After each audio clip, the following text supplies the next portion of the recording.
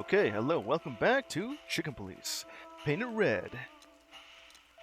Now, the last time I was here, I believe I was investigating over at um Natasha's weekend house, and then unfortunately we end up finding a dead body, and it's not Natasha's, it's her assistant Deborah. Now we're gonna have to find out who did that and who killed her. Should we say hi to the old beaver? Because right now we're going to be exploring a little bit. I've already did that beforehand. Right, we were over at the weekend house, and now we're going to explore over at this newspaper stand and gather some information from apparently this beaver fellow. Before we head on over to Hotel Atlas to recount all of our clues, recap on all our clues, something like that. Sure. Mullen is an old friend, so he certainly deserves a hello, and we do need information. Yes, it's a lot more than before. Few people know as much about Clawville as the old wood chomper, an encyclopedia in the flesh. Nice. Always use a friend that has all the information. Well, useful information. Yeah, he always has something. Okay, let's see about that. Okay, we're starting off right here, and from what I understand, it seems to me the game saves every time we go to a new scene. That's good to know. Okay, so where are we right now? Here's all the current clues we have at this exact moment. From when let's see, when I went through talking to Deborah, then went over to the Hop Dog, and then over to the police department, and then back to the Hop Dog, and then to the Czar Club, and back over to the Hop Dog and the police department for some extra clues. Then finally to the weekend house, finding out that Deborah's dead. For a little bit of extra information, and then we found, yeah, her dead body. All the extra messages that were just told. Now over here, we just need a little bit more information. We don't have enough, apparently. Alright. Mullen. Hercules Mullen. Now that is a badass name. Beaver. Genus Castor. Old and full of secrets, like the city himself. Let's see what more information we got for personal. Mullen is an old comrade from before the times of the Chicken Police. So, from terribly long ago. I used to call him Uncle Mullen, even when I was just a fresh patrolman. Though he's only a couple of years older than me. Sorry, two more years. He's 2 years older than you? And you called him Uncle? He represents many things I wanted to become. Honest, wise, and always cheerful. But now you're kind of the opposite, though. Just like a cynic. Not as smart, and terribly depressed. Mullen knows almost everything about everyone worth knowing. We should use this to our advantage. Alright. Right before we talk to him, we should just look around and see what more I can look at. Guy sells newspapers and everything else around in his little shop here. Lawyers. Murdoch and Falcon is a famous law firm in Clawville, run by a blind bat and a bird-brained falcon. What? Blind bat. They had some big-time cases that helped make their name. I hope I'll have the opportunity to work with them in the future. There could be a case for like a future game with those two. Kind of makes me feel like, let's see, that one guy named Murdoch, a blind bat, it could very well be a reference to the Daredevil and the Falcon. A bird brain idiot. That gives me the idea that that's meant to be Phoenix Wright. He may be representing of a phoenix, or if you want to go for his Japanese name, it would be a dragon. They had some big-time cases that helped make their name. Yeah. The taxi company for the upper class only. Politicians and gangsters. Really? Superior tax only for the upper class. I had a chance to travel in one of these once. I was being taken to my own execution, but that's another story. Another story. I'm guessing they're just alluding to all this, so eventually they make a game about all the side stories of the Chicken Police. Hell, maybe they'll make a prequel to the Chicken Police before the first game. Wonder how that would work out. Probably pretty cool. Or dark. I had a chance to travel it. Okay. Let's see what's next. Mullen's car. Ancient, but kind of beautiful. Like the old beaver himself. There's always a kind of a mystique going on with some of these old cars. Can't really tell what this looks like due to the entire color being, palette, yeah, the entire world's color palette being in black and white, but that's only because of Sunny cynicism, just kind of seeing everything in gray. Seems like the kiosk is still a good business. Yeah. Seems like the... Yeah, now that I got that. What? Dead Silent Night. Air that aged marble. Got another book right here, huh? Chicken Police story. Oh, wait a minute. Is this meant to be like a... What's that say up there? A new novel. Chicken Run. So these are just old past cases that were just been fictionalized as some pulp fiction. Yeah. Pretty neat. Didn't actually have a name, it just so happened to be something I pick up. Chandler's used to be quite a prestigious cafe. Magnificent animals had breakfast here. And in the evenings, philosophers and writers would get drunk together and argue. The place is now just a second-hand bookshop. Just a shadow of its former self. Like so many things in this city. Like me. Having something like this before it just changes to something else. I wonder if they've got the entire Chicken Police series. Not that I give a cluck, of course. But... just to know that you're still relevant. I wonder if they've got... Well, I have one of the two books that I've acquired here. The Clawville Chronicle. The most read and probably the most biased newspaper in the city. Oh boy. It's supposed to be a royalist rag, but the separatist overtones are getting stronger and stronger every day. Separatist?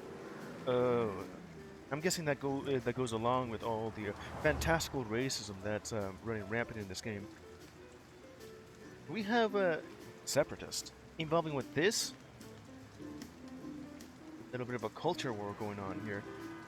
We already have like all the insect people just segregated away from the main city to their own district, known as the Hive at Cobbler District.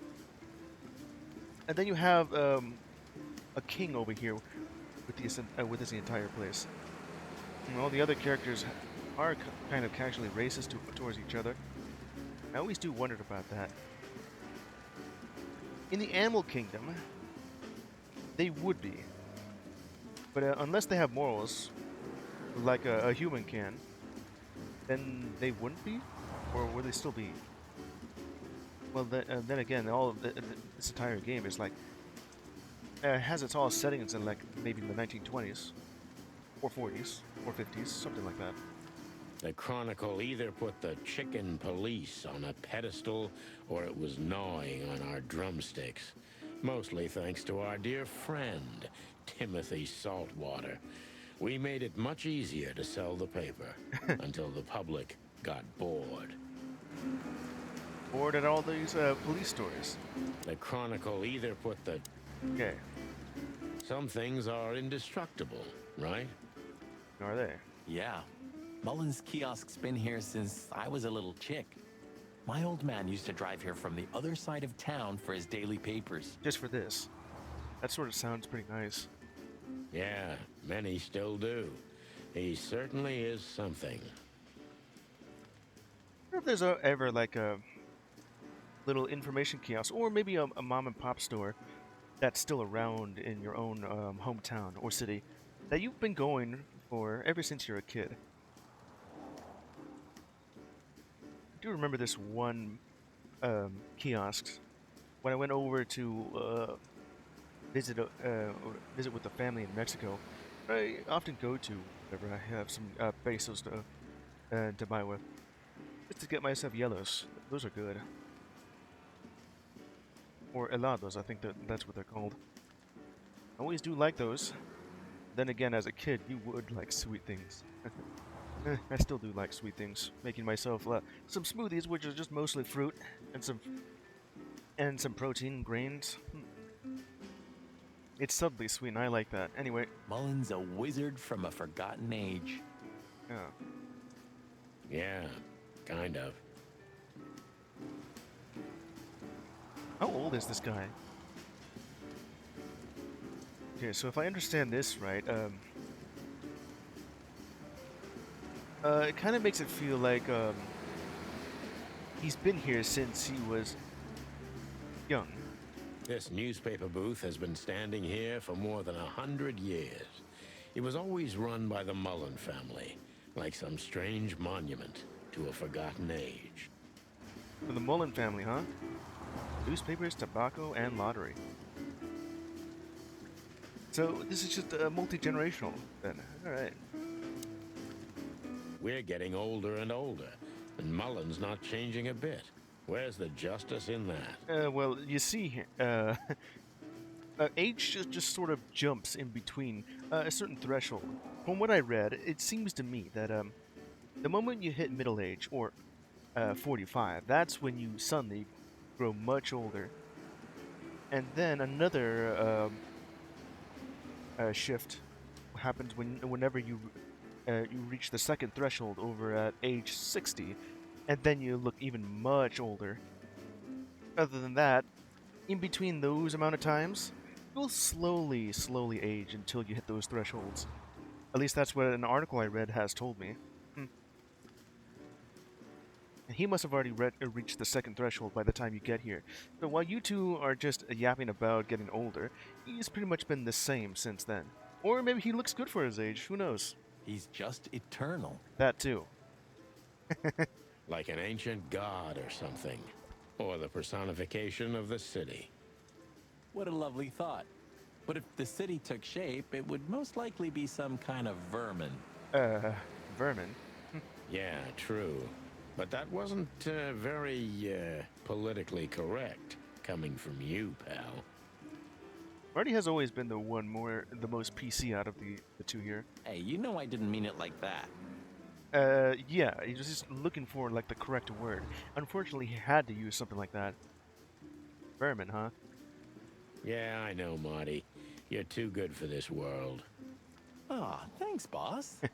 It wasn't a compliment, Marty. Good for this. Mullen never closes his kiosk, not even on New Year's Eve. He probably just hangs out here, either just looking at the newspaper or just about, getting ready to sell something. Did I get it and grab everything before I talk to him? Yes, I did. Even, like, some hidden books around here. I gotta look out for those. Because apparently, they're not highlighted with the little, text box. And the moment I hover over it, it has, like, the pickup option instead of, like, the look at or the talk to. Seems him and me are very much alike. How? Just being old? Seems... Okay. Hey, Hercule. What's up, old friend? Hercule. That Hercules? Hello, me lads. It's good to see ya. What are you doing around here where you never see a cat go by? What we're doing over here, well, Sonny will explain. We're working, Uncle Mullen, just like you. But I'm afraid we're also walking a little bit outside the law. Yeah, because, let's see, whoops. From what I understand, though, Marty's on duty, kinda, and Sonny is on furlough, which I just found out means temporary leave, or suspension,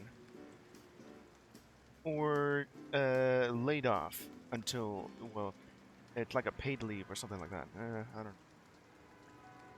And then they're just doing this one, case right now, on New Year's Eve, of course. But it's New Year's Eve. Couldn't it wait a bit?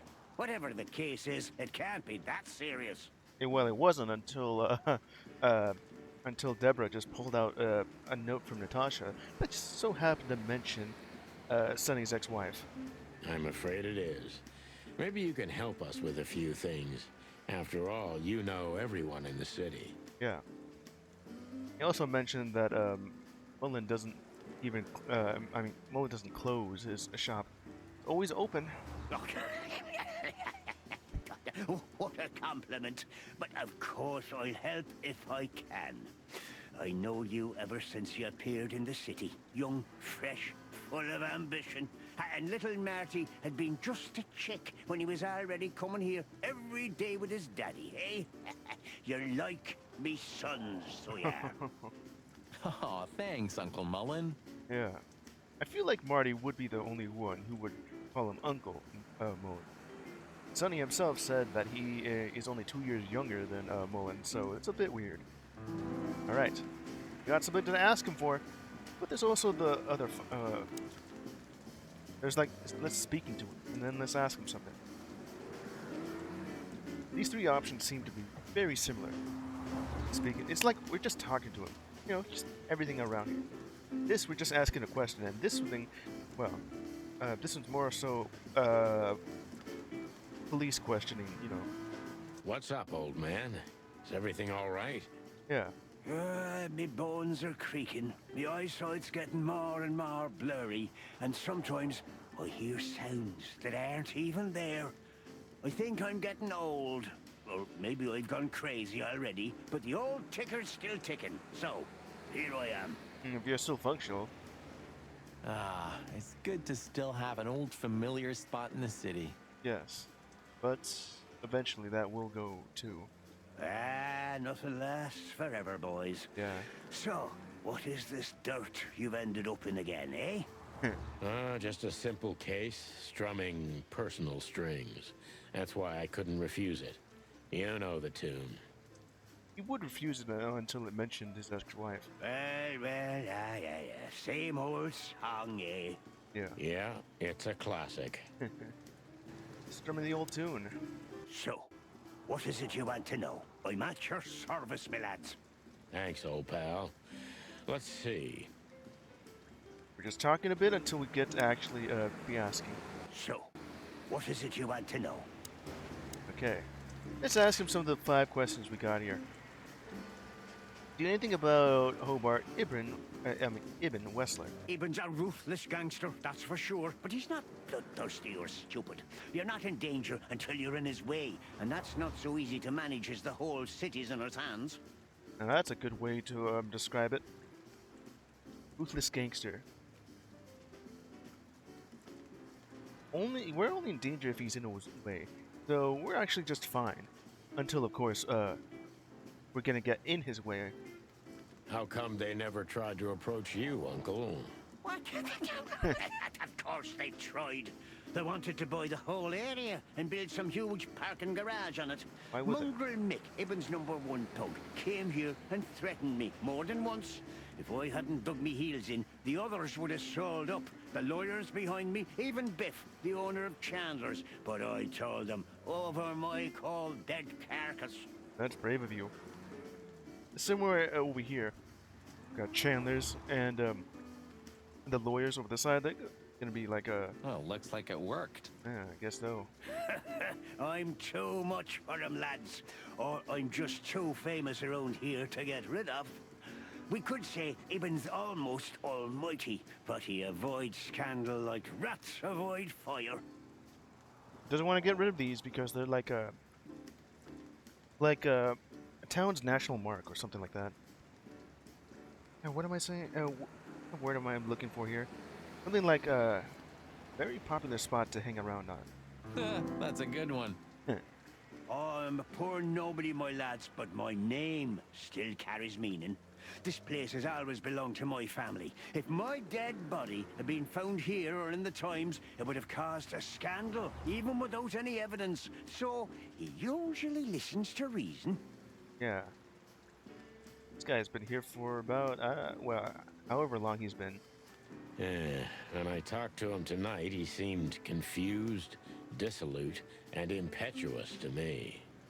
What's wrong with this guy? I did say that he's starting to act strange. What sort of strangeness or what has happened to him? That's uncharacteristic. Are you sure it was him? Hmm. What are you implying there? That it's not actually Ibn Wessler? Huh. And if it's not him, then who is? Are you joking? Ibn Wessler's not usually confused with anyone else. Yeah. Of course I'm joking. Beaver humor, you know? Nobody gets it. Not even the beavers. Ah. Yeah? Nah, good one again. Hey. You talk about Marty? Hey, Martin, my lad, what's up? How's that beautiful wife of yours? Well, they're not married, but they're engaged. Laura's perfectly fine, thank you. It's crazy you could grab an amazing woman like her, son. Are you blackmailing her with something? Well, you better not. Ah, I missed your famous beaver humor. Yeah. I'm just messing with you, son. Anyway, you look good. You're in good shape. You look more like a turkey than a rooster, if you ask me. Yeah, really? Thanks. Well, if he would call that as a compliment. He would be like one of those cockfighters than a turkey. This is priceless. Thanks, Hercule. We'll be back again soon. Yeah, sure will. Talk about Monica Rosen. Nice girl. She used to come here for a while, but I think she moved downtown. Yes. Yeah, she's the poster girl for workaholism.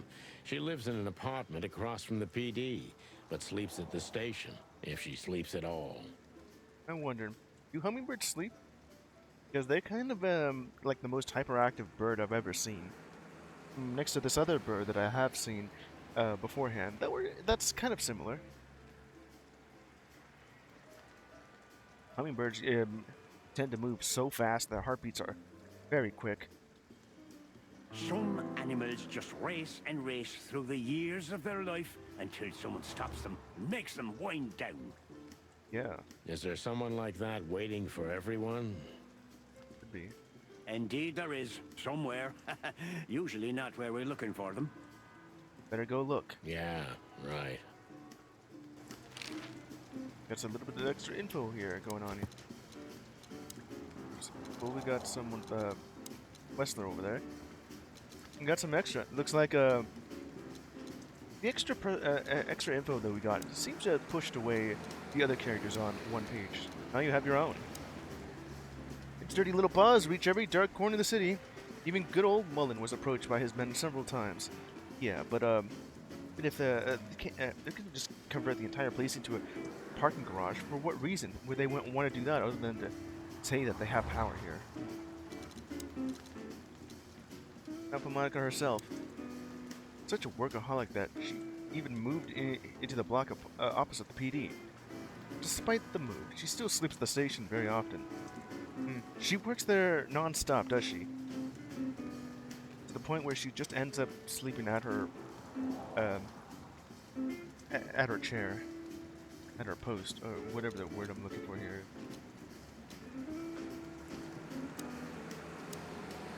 Okay, well, we got more. Let's talk about yourself, Mullen. How's Desiree? Desiree? Isn't that pronounced as Desiree? Desiree. That's a new pronunciation I've never heard of. What about her? She's still beautiful, and she's still my wife, and I still don't get why she hasn't left me already. Because she's too much like you stubborn old dam builder. Whoa there, Sonny. You see, you're right about that, sonny boy. And the cubs? What about them? Cubs? More like jumbo cubs. Johnson's a hotshot lawyer in Galadia, and Timmy also left Clawville to try his luck in Grassmore. But who could blame them? Yeah. Yancey, huh? Well, I wonder if we'll ever meet that guy. Apparently they're over in the other town or region or nation or country. Galadia, huh? Good move. Ah, yeah, but they visit me often, though. They're good kids. Nice. I know, pal. They're from a good litter. If you say so, sonny. Yeah. Now let's talk about Natasha. You know anything about a woman named Natasha Katsenko? That's Senko. Sonny boy, what have you gotten yourself into again? That lass is Ibn Wessler's protege, to put Protege? it politely. She's the crown jewel of the city. A shining new star. If you dare talk to a gal such as her, you can expect some serious lead poisoning, me boy. That doesn't sound good. So, how, you pronounce protege as something else. Would you say, like, protege? You know anything about... Sonny boy, what Basically have just you said that. gotten yourself into again? How do you pronounce that? That lass is Ibn Wessler's protege, to put it Protege. politely. She's the crown. Well, I suppose I should have come to you first for advice. Doesn't matter now. We're in it, Uncle. Up to our combs. Probably a bad sign, too. If you'll accept the advice of an old shaggy beaver, get to the end of it as quickly as you can, and try to make it out with all your feathers. It sounds incredibly dangerous. Yeah, that's the plan. But do you know anything about her? Anything, interesting? Yeah, anything that could help us solve this case faster. Eek, I didn't even mean to say that. As I've heard, Natashia is quite a mysterious lass. She came from the Stavonian Tsardom and fled to Clawville, but from what? No one knows. Some years of her life are shrouded in mystery, and that rarely means good. But from what I understand, though, if this is all meant to be like a stand-in from, let me see, the Soviet bloc, I think that's what that's called, where Natashia just came from somewhere around Russia, over here. Reminds me a bit of like Papers, Please with Kolechia and Arstotska and all the other places. Let's see. I already forgot those. Those are the only two that I remember at that point because they're both important. Anyway, so if it's anything like what I'm thinking right now, she's a little bit of a nobility from what I've seen of that family photo, or maybe a military family of some kind. And from what she have said, that the time that when her family was moving from the Tsardom to Clawville, all of her family but her is dead. And I'm guessing her past is now catching up to her at this point, where the people from Stavonia, or whoever it is actually after her ass, but I don't know why.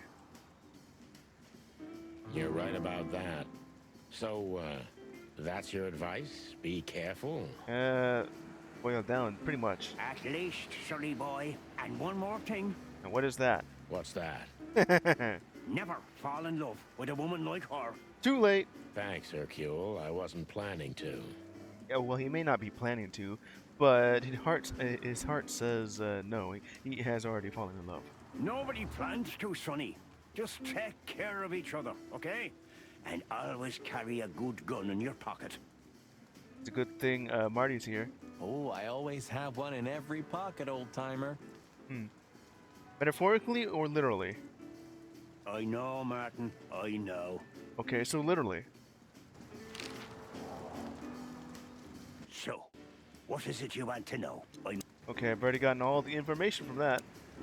Seems him and me are very much alike. Okay, that's about it. Got most of our information from Mullen.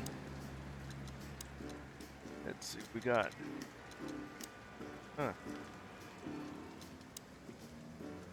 We know where Natashia came to Clawville from, but there are several years in her life that are completely dark to us.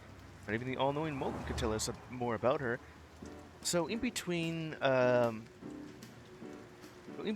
just arriving from Stavonia and her asking for our help, there's like this huge gap in knowledge where no one, not even Mullen himself, knows anything about her.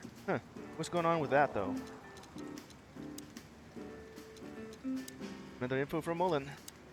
Old Mullen's kids flew out of the nest a long time ago, but he's eternal and unstoppable, just like some kind of ancient rock the city is built upon. I do like all the extra lore building that it gives, and also some of the characters here. They all have their own personality. It's awesome. Right. Okay. So I wonder if there's anything else there. Currently, we're over here. That's time limited. This is where we actually need to go. Now I wonder. Let's see. Have I already done this in the last stream I did of Chicken Police? Let me see. They seem to be gone. Okay, so I must have already gotten here beforehand. First, let me go check a bit. Damn it, Sonny. Why do we have to do this? Okay, so we've already looked at that. Lynn's newsstand. Dark Club. I'm just gonna double check a bit. Maybe I came by bike. This guy is drunk. Okay, so nothing new has spawned here. Okay, so those three places are time limited, and they would change to something else, you know, because the timeline's moving. The times, whatever. Okay, now to actually move on and proceed with the main story. Back over to Hotel Atlas. We had no choice but to continue the investigation where it started. Yeah. In that shady little apartment I called home. The only lead was the list Fillmore gave us, with all those imposing names on it. But what could it mean? And why did Natashia keep it secret from us? But most importantly, what did all this have to do with Deborah's death? Yeah. Why'd she have to The trail die? started to get cold, and so did the air outside.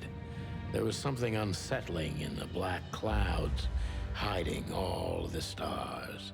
I prayed that they didn't bring an early snowfall. The night was already painful enough. It's also awful, apparently. What does this imply? So, what are we doing here? I don't know. We're just gathering clues. This is because of what he has told us. The trail has gone cold. Because all we're doing is trying to help out with Natasha's little fiasco going on with Evan Wessler. With her help of just the threats from something, you know, probably her past catching up to her. You know, the usual shtick. Trying to calm down. I'll have a shot. Some more whiskey? Sure you will. And we're trying to put the pieces together, of course. Figure out what's next. Yeah. We need another clue, of course. Because, we don't really have enough information to go on. We need more info on Natasha. We need to figure out what the hell is going on with Wessler.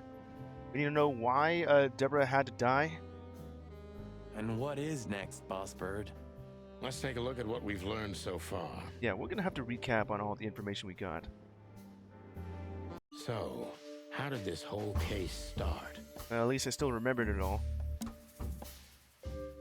How did it all start? We got all three of these informations here. Some clues. The gangster lover, strange threats. Deborah is dead. Tasha's afraid. Natasha and Molly? Frightened cat. Tasha's afraid, and it just says frightened cat. Strange list. The Magnum. That, I don't think this goes anywhere, though. Letter. Hard. Just key. How did this whole case start? Because of Deborah. And the clue, yeah. Could be important, but not okay, so it's not her. Okay, but so how did it all start? Yes, that's going to be okay, so yeah, that's true. Not quite right. Okay, so pretty much this, right? No, okay, so it's not now. What do you mean by that? Alright, so possible suspects is that okay, that strange threats. Yeah, pretty much that though. Natasha and the threats. So what it's saying is that it's because Deborah just showed up with a little message about Natasha. But I guess we're gonna have to skip that little bit because this is all we have. All of the little photos, the clues, and the items we have. We're gonna have to go ahead and just point them all together like so. What is that called though? I have seen this before. It's like some kind of pin board where you have like photos, items, evidence, the map, clues. Then you have pins with string attached to it. It's like I believe it's called the conspiracy board. But what's the connection? They were clearly addressed to her. Make her suspicious. He's the source of them. Well, of course it's the AI. Yeah, the threats are meant for Natasha, no doubt about that. Yeah, pretty much.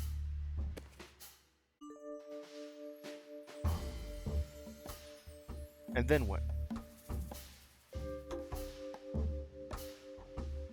There's this letter, of course. Hard? Not sure. There's also this strange list, though. That's it? And then... But there was something Natasha didn't speak about. You showed it to us. Kept it a secret. Lied about it. Forgot to mention. Okay, let me see here. This list was acquired from Filmar. She didn't actually show it to us.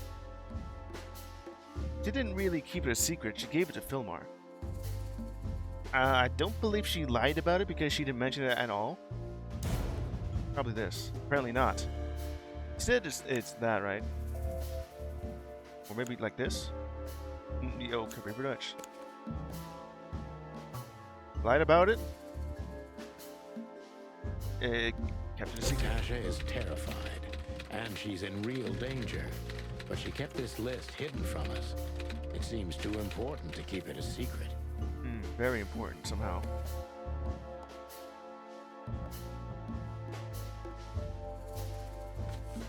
Important? No, it's mostly like this. Not quite. Okay, so let's see here. There's this key, though. Oh, it's a person, okay. Not sure.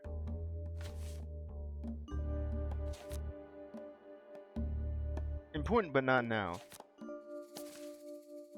What? This is going to be right? I was kind of looking at either Ibn or Deborah, and maybe Olivia. Why are you here, Lewis? Are you on the list? But what could we do with this list? It has something to do with it. It makes him suspicious. He may know something about it. Just diversion. He wasn't even involved at all. We just needed Lewis here to help get into the Tsar Club. Is Lewis involved after all? I know only one person who moves in circles high enough to know where it's from. Lewis.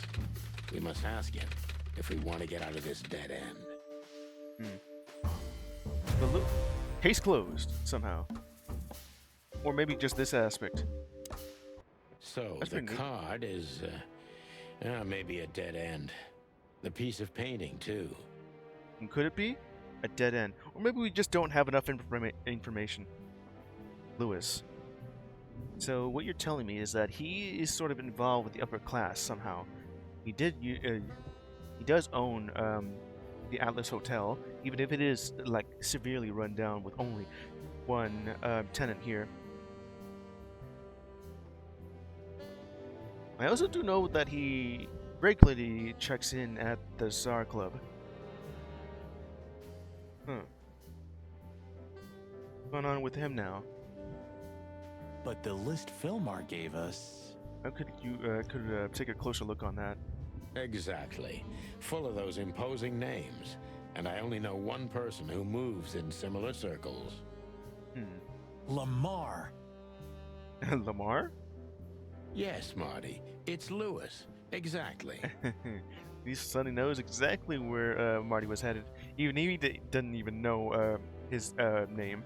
Well, only just to know the fact. The only thing he knows about Lewis is that his name starts with an L. Anyway. Of course, it's Lewis. But where do we find the Bunny Man? I don't know. Maybe he's still over at the Tsar Club? Well, since he owns this building, I'm hoping he's here. It's worth a call. Or I guess he's just here. You know his number? Well, yeah, he has to. By heart. 555932. I wrote it down in my notebook as well. Yeah, only thing I have to know is that, not the full number. All of it starts with 555. The last 3 is important. 932. Oh, you are a professional, Boss Bird. Okay. Where is he? He's stuttering heavily when he talks. Owner of the once reputable Alice Hotel, a good friend of mine. At the moment, he's my landlord. It's only the two of us living in this unbelievably enormous hotel. Crazy about detective stories. Glad to help whenever I ask. And that's his number. Okay. Just if I did forget. Huh. This is all the information we got about Lewis. All we know of him is that, well, from what he said, little feature going on right here. Little personal info is that he's just friends and owns this building. Yeah, that's pretty much it. We could use a little bit more information about Lewis. Alright, let's see what new thing is going on here. Of all that's furry, I should be doing something, but I just stare out the window like a feather-brained fool. Pull yourself together, Sonny. Just doing a little bit of introspection. That's what a lot of these hard-boiled detectives do. Of all that's... Yeah, he's already about said that. If there are books in the world worth feeling sorry for, these are them. Feeling sorry for a book. I wonder if there's any collectible around here that I may have missed. It could very well just be hanging out here, unless I've already picked that up. Maybe when I can't afford heating anymore, I'll make a good fire out of them. Gonna burn some books? No.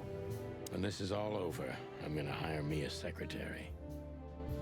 But could you afford it? Maybe Monica would even take the job. And maybe she would enjoy it. Maybe Monica. Okay. Would you like a shot? Of whiskey. You know what? When we're done with the case, then we can celebrate. Let's hope the case won't end us instead. Hopefully it doesn't. Hopefully this case doesn't end you being fried chicken. My cough over that side. Amen to that, Brother Bird. Marty's right. We need a clear head for this. Well, you were already drinking the hours before this. Marty's right. Maybe I'm really gonna write that novel. If I make it to retirement alive, of course. Uh-huh. You're gonna have to wait about 3 months. Maybe I'm... Okay. Still empty. I've already picked up everything. Well, what would happen if I didn't? Oh well. Okay, let's see. There's just a phone there. We have Marty and the books and the cabinet. I think there's family stuff in there. What's left after my wife and daughter. I'd like to know what's that all about. If I remember correctly, I threw away the key while I was drunk. Or swallowed it. I would just swallow the key. If I remember correctly... Just threw it away. Where could you have thrown it away? I doubt this key right here. Wherever that is. Probably not that one. Let's see. It's not that one, of course. No, that's just the key to our weekend house. All right. 121 days until retirement. Then to infinity and beyond. 121... Infinity and beyond, huh? Not a bad looking apartment, other than just looking a bit dingy. Nothing interesting in there. But if there is, it'll remain hidden for all eternity. Nothing interesting. Nothing interesting. Can't go back. Any of the pictures we're just gonna keep looking at again. Those guys were something, huh? Nowadays, I don't know what they were, or what I believed they were. Anything different here other than just, recapping? Say, Boss Bird, did you read poetry now? No. Why? Because you're going nuts. Well, thanks. Seems to be a little different, maybe. Those guys were something, huh? Okay. I know. He's the guy who smuggled cocaine in his prosthetic leg, isn't he? One more word about Mr. Davis, Marty, and I'm gonna wring that ham-sized neck of yours. You don't have to cock a doodle immediately, you know. I'm just clucking with you, okay? Yeah, when it's just a little bit of snark, they're just gonna Just go cluck yourself instead of the usual. I know. Okay, You weren't an orphan, were you? That would explain a lot, you know? weren't. You've never talked about your family. No, I wasn't an orphan. My parents are dead, but most of my family still lives somewhere in Averia. Either that or just both your parents have just gotten old, died of old age. Or something else, And whatever. what the hell still keeps you in Clawville? There's nothing remotely good here. Especially nothing as good as a family. I had my own family, Marty. Not anymore. And Clawville is my home, like it or not. Because that's what I deserve. Yeah, Ooh, okay, I get it. yeah. She was the one, right? I mean, the one. So? Yeah. Marty, I don't want to hear it. I don't want to hear a single word. Are we clear? And he mentions of his ex-wife, and he's already been set off. Jeez, calm down, boss bird. Yeah. Molly herself seems to be some kind of parrot. I don't know exactly what it is. Just keeping it turned off for whatever reason. Ambience.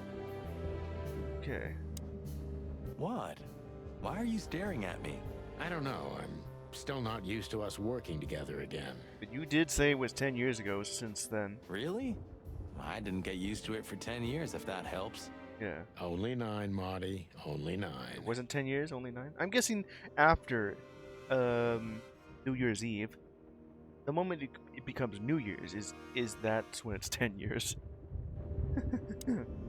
To be honest, I'm glad I don't have to do this alone.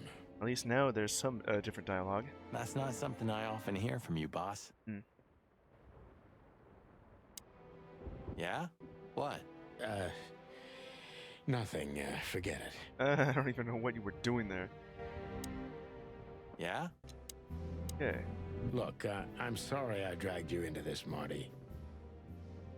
I vaguely remember you just saying that at the very end of the last time we were here. Just getting all our stuff and such. Ah, don't be. I would have been bored to death, still be on that shooting range. Nothing to do until someone tells you that there's work to be done. Even then, even when there is work to be done, it's just some more bureaucratic baloney going on. And Laura, what about her? And also her. She's used to it. Every New Year's the same. You know, since that special one. Which special one? Don't say it. That bloody New Year's. Yeah. So Laura's probably at home, waiting for me on the couch, staring into a candle and killing a bottle of wine. Or two. Yeah, because Marty just so happened to be still working at the entire night somehow. You can get out of this any time. You know that, don't you?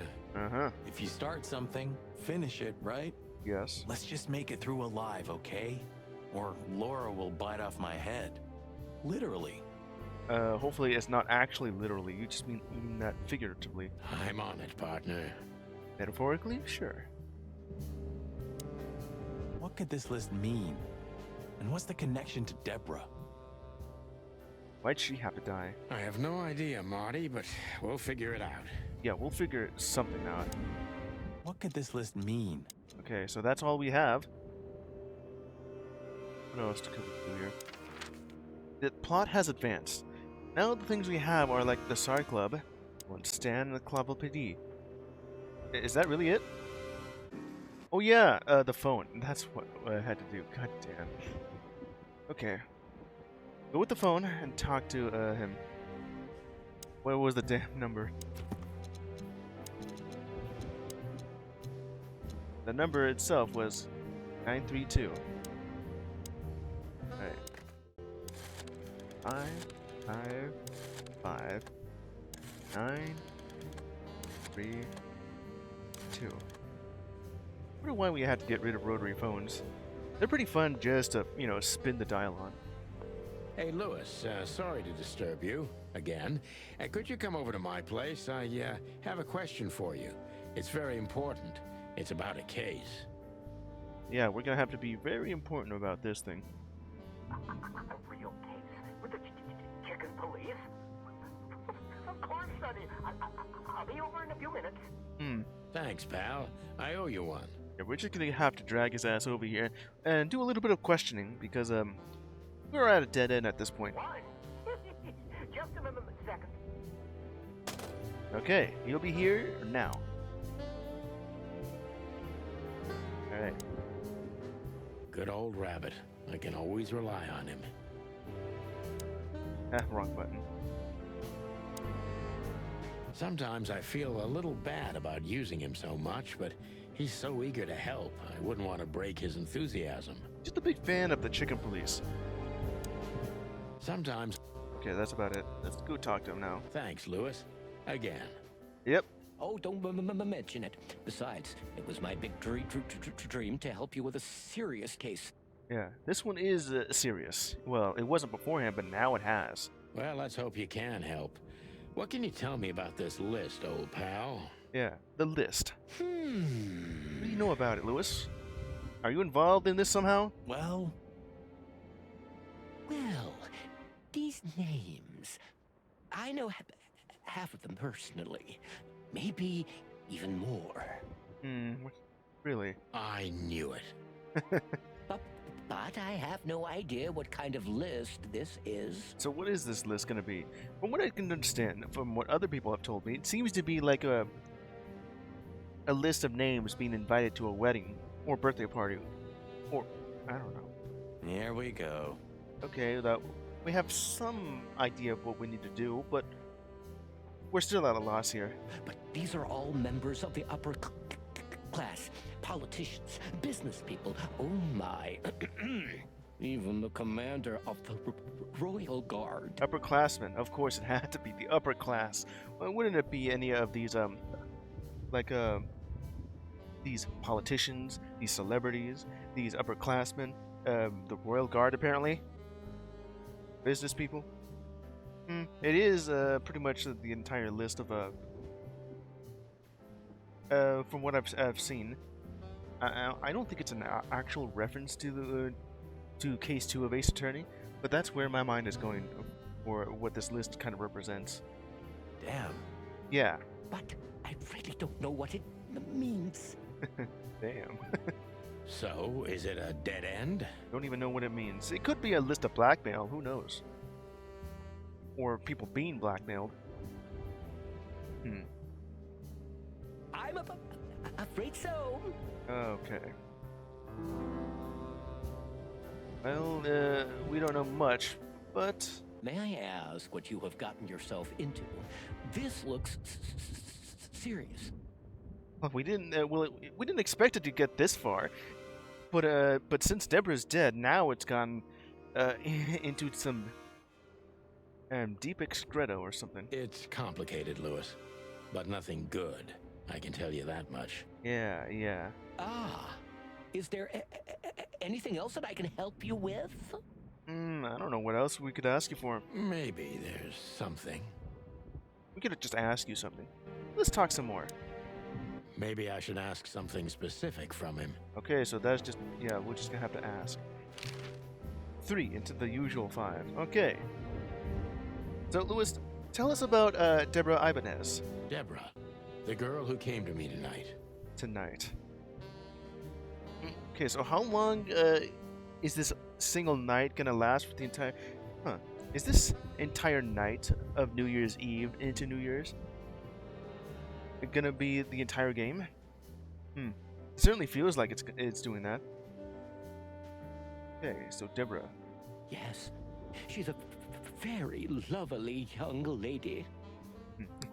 Lovely, you say. Where did you take her after you two left? Supposedly, what should happen is that you were taking Deborah back to her home. Unless you didn't do that, did you? Where she asked me to Flowerville. Where is that? Flowerville. Rochester Street 37?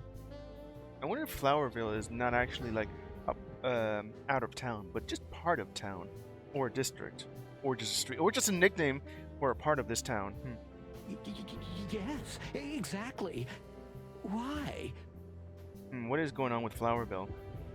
Its name kind of makes it sound pleasant, But unless it's actually the exact opposite here. Huh.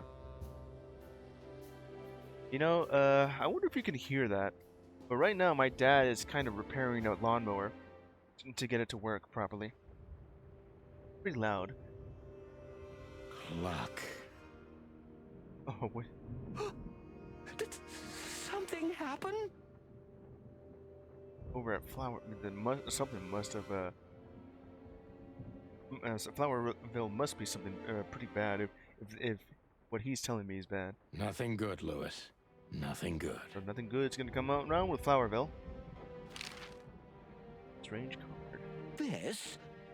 Do you know what this is, huh? This? This? Oh, my goodness.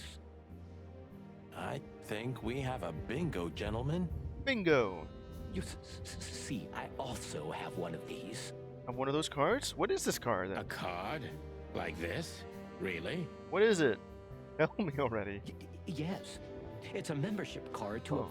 a very exclusive club. Exclusive. What is this? Sam's Club? How exclusive? Very. Extremely. That's what I'm talking about. Alright. Wait a minute, why do you have this card then? Okay, so we're gonna have to ask you to invite us as one of your guests to this exclusive club. Because if it's anything like the SAR Club, where you have to be on the list, we're gonna need to have your help getting in. Hopefully. What does SN mean, Lewis? Probably just a short for something. He's probably gonna tell us. It's the sweltering Nile. Altering Nile. Does Sonny know about this? But that's a... Well, Marty knows about it. And Sonny. Well, yes, it's a brothel, but it's not like that. It's something completely different. Sweltering Nile is a brothel? But it's actually a front for something completely different. Huh. Calm down, Lewis. We're not going to tell anybody. We got a new location to go explore. Oh boy, why did it have to be, who is this just giving me the idea that he's, kind of a pervert here? He owns this place. And he goes to the Czar Club, multiple times. Well, maybe on occasion, but he is a regular there. And also this, you have a membership to a brothel. Thank you so much. It is rather embarrassing. So, Deborah herself, and maybe a Natashia, but mostly Deborah. It's a high-class prostitute. A call girl, if you will. Listen, Lewis. How do we get in? Oh yeah, we're just gonna have to ask him for help, aren't we? You want to get in? Well, if you show them this card, they'll surely let you in, but it will be obvious you're not regulars there. Yeah, We're used to that. we had to ask you for your help. And we're gonna have to ask for your help a second time. Good thing, well, it's still pretty bad though. I was gonna say it's a good thing she's dead. Because we have her card, but it's not a good life. So, are we going to a luxury brothel? that is what it sounds like. Correct, Marty. Thanks for the help, Lewis. I owe you one. For the third time today, I think. Third time. We had to send her home, Deborah home. That's what we asked her for the first help. Second one is just to get into Czar Club, but now this. Alright, new clue. We're going to a whorehouse. I don't know what you said to him, but after you finished, he almost immediately van disappeared. Vanished. Really? That's suspicious. So where did he go? Where did Wessler go? Or he had business elsewhere. It's New Year's Eve. Everybody's going somewhere. Yeah. Let's talk about Katzinsko. I didn't see her after the show. If I'm not mistaken, she usually leaves when everyone else has already left. But she left on her own before that happened. Must have gone somewhere important. And she left her car behind if that was her car. What else do you know about her, Lewis? Oh, not much. What everybody knows. She was a dancer, then a backing singer, then star, and then club owner. And what kind of dancer was she? Huh. We found out as much already. Do you think she'd fled the Stavonian massacre? That's why the secrecy. Yeah. That's all the information I've got at this point. Do you mean the massacre of the royal family? I'd say her accent is a dead giveaway, and her name too, though it's undoubtedly an alias. Perhaps. From what I understand, at this point, I've already repeated this much. Her past is catching up to her. And now, from the massacre of the royal family, she is probably the only one left. So it's possible that she is a part of the royal family. Some kind of royal family. From what Sonny has told me, that from what he can gather, her family is part of the military. Well, a military family from her father, you know. I don't think so. Nobody could have survived that awful night. You're probably right.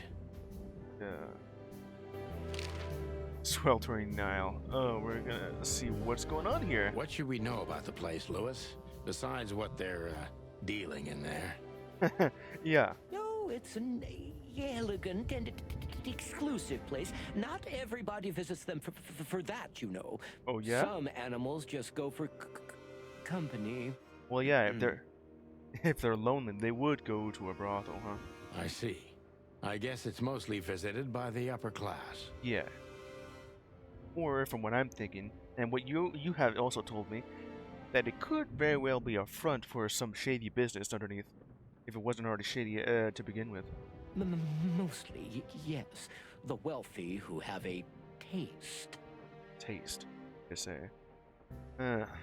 Kind of. Really reminds me of some kind of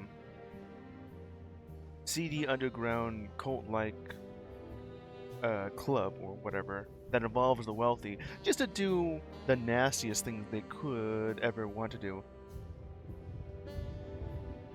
And from what I've also gathered from the information we've gathered over the hive of the one of two of the worst crimes that could ever happen.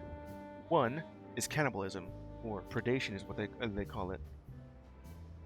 And the second would be over at the hive, the insect people just so happen to sell their babies to be eaten by these high-class upperclassmen for money, you know, because of delicacy.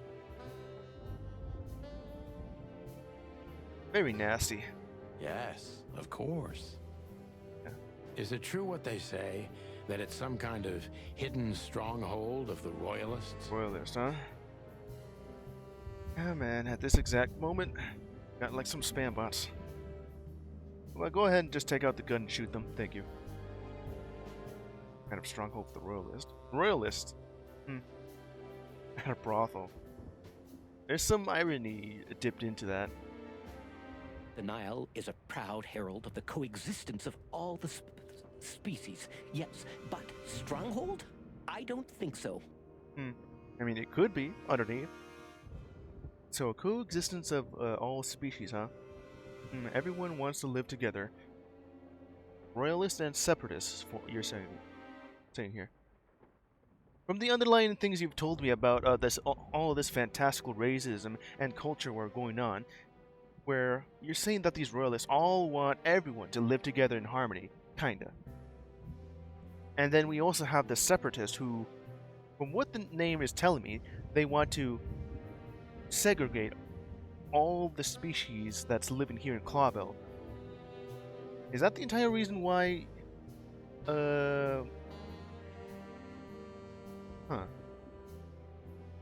Yeah, Lewis has mentioned that he also has himself a girlfriend who is, not of the same species as he is. Wants to marry her, but, they can't because, you know, from what the social standing is telling them. And until that law is passed, he'll be loyal to her, but they can't be married yet. Or maybe I'm thinking of Marty. But the place must be an eyesore for the Separatists, right? Oh, yeah, just about what I was about to talk about. Oh, don't worry for the girls, Sonny. They can defend themselves quite well. The Separatists wouldn't dare to go near the place. They don't like it. Who are the Separatists, though? Well, we'll see what they have to say about these two old cocks. That was a little bit, equivocal. What does that even mean? Alright. So is that all we got? Sometimes I feel a little bad about... Yeah, we just about got that. Okay, so we got another clue going on here. The card we found on Deborah is a membership card of a luxury brothel, the Sweltering Nile. Oh boy. Lewis here himself. Well, we got some more information. Well. It seems old Thumper likes to kill time in a very luxurious way.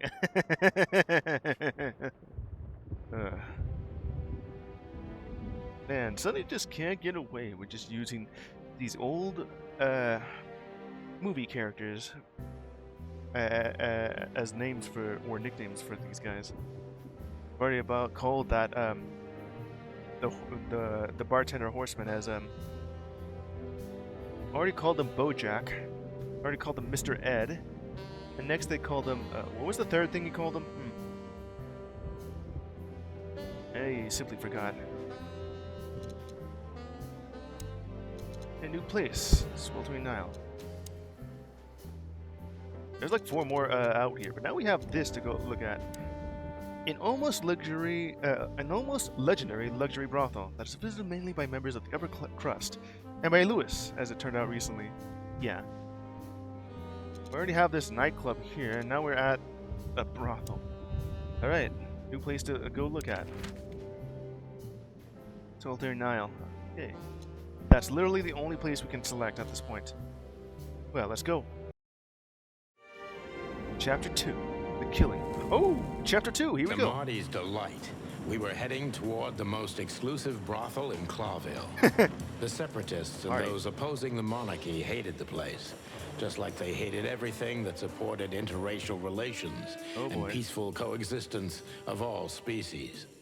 So the place wasn't just a brothel, it was a symbol. But just like a brothel is not a worthy symbol, Clawville failed to turn out the way it was intended. They want everyone all... Well, here we are. The kingdom of long legs, silky skin, and fluttering lashes. We've arrived. Okay, so Marty is just way too excited about all this. So, what everyone wanted is that everyone to live together in harmony. Whereas there are some people, known as the Separatists, whoever those are, probably just some everyday people, or maybe some members of royalty that don't really like the idea of everyone living together, and I just want to have them all separated into their own class of some kind of hierarchy that I've already kind of witnessing here. Just a bunch of racists, though. There's haters everywhere. Calm down, Marty. Watch your blood pressure. Detour. Complete the first chapter. Got an achievement for completing the first one, though. So the first chapter, let me see here. I think it lasted for about 1, 2, 3, 4, 5, 6, 7, 8. About 8 hours of me playing through the first chapter, but only because I was doing some detours everywhere, because that's what the game has told me. There's time-limited areas that I can go to in between the main story and then the next main story. I could go to any of these places if I want to, or just go straight to the main mission. And it could go very shortly too, but I do like the entire personality and world building this is going. Here we are. Oh boy. What the hell? Dog dame. Seymour lady. Bird. Even you. Receptionist. Foxy lady. Alright, we're over here. What are we looking at?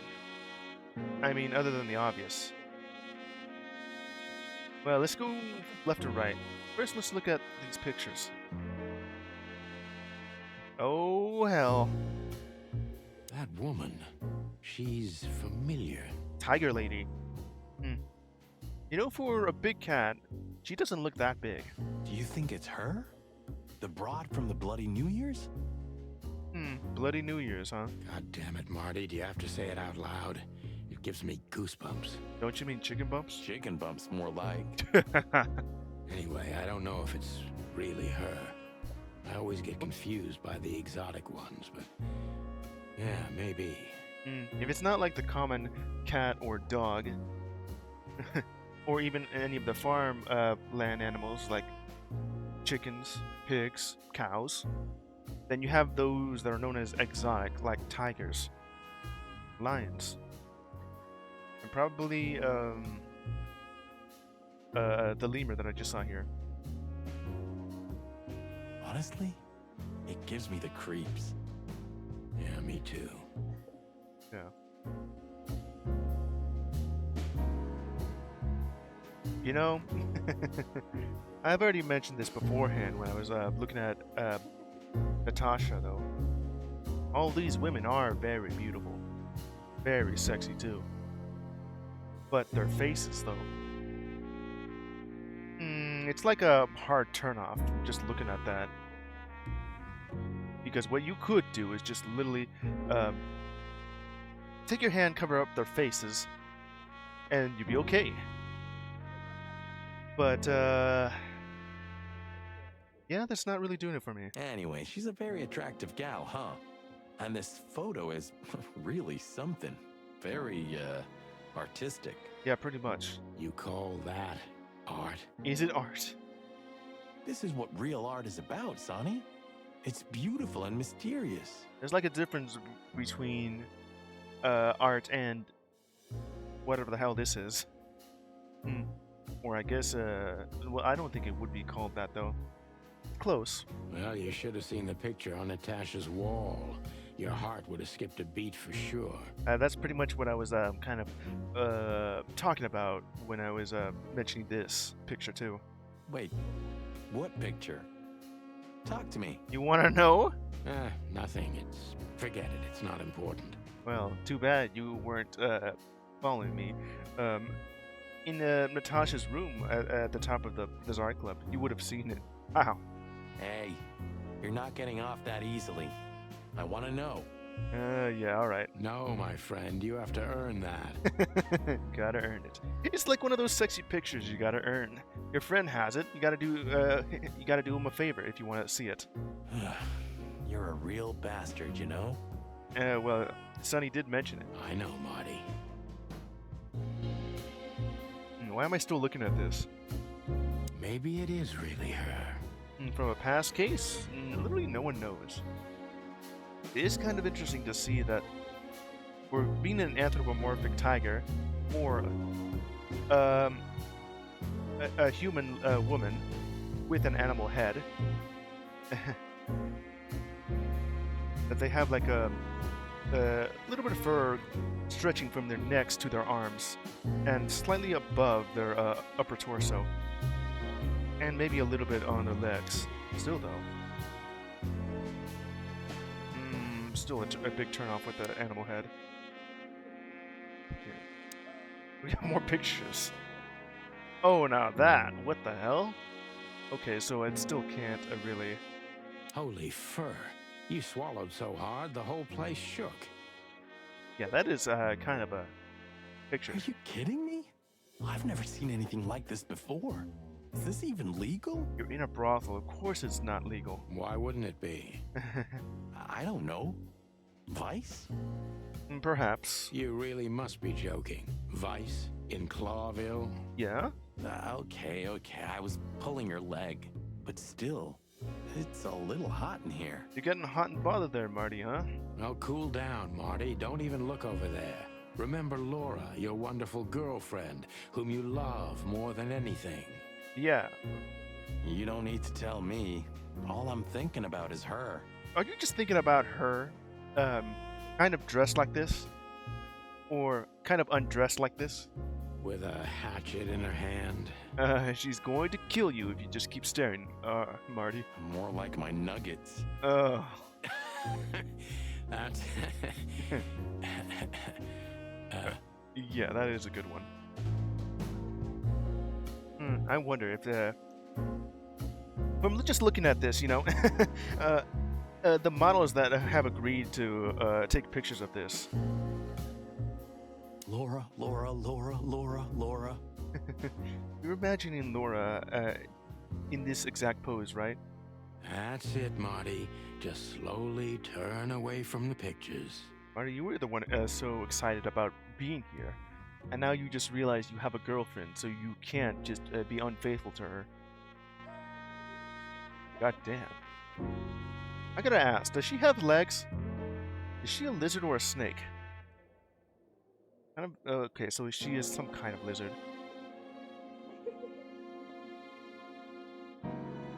Laura. Okay, so that's about it. We got 2 more pictures here. Laura. Okay, so it's all gonna be the same thing, though. Laura. I thought they were all gonna be, you know, their own kind of dialogue. Lizard lady. Sexy, other than her head. They all have butter faces.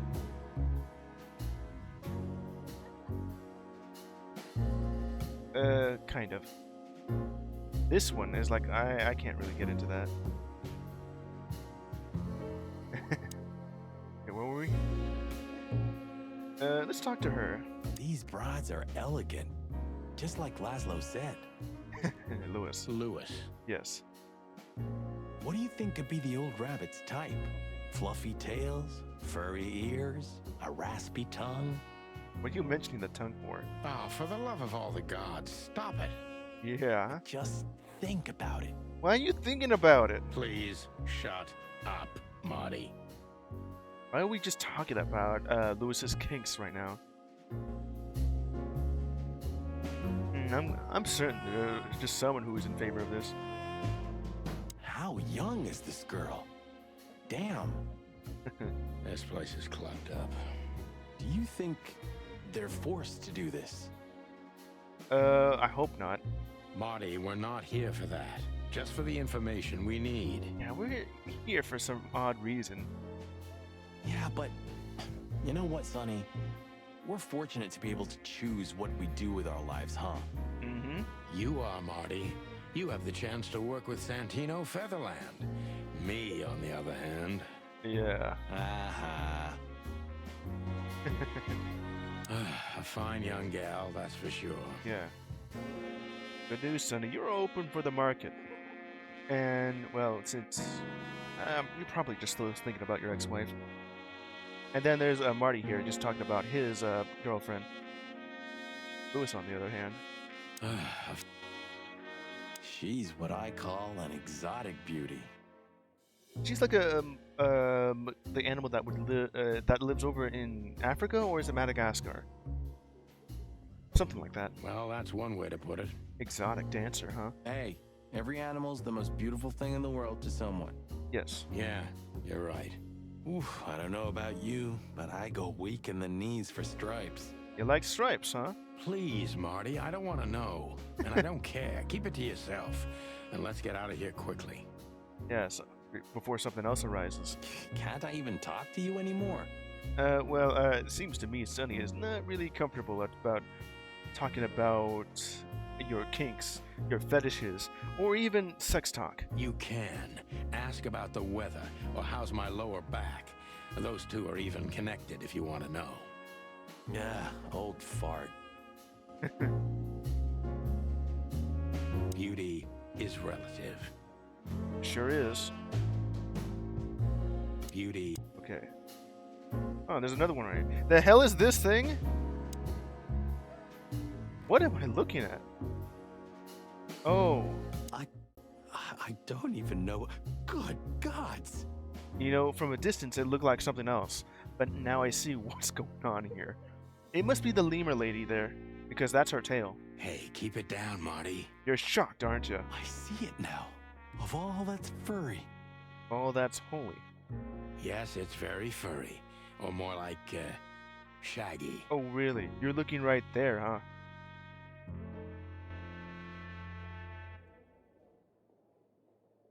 This picture, this one's really artistic for a change. How artistic are you looking at here? This picture. Yeah, this picture, in fact. I wonder if anyone over, by the time this gets onto YouTube, people will just be staring at these photos for a long time. They'll probably pause it and just, you know. Anyway, oh, I can talk to you. Yeesh. That guy's stare gives me the creeps. I have to look at everyone, until I get to you. I can see why. Why is he staring? I've always told myself that birds are weird. But you're a bird. What did you just say?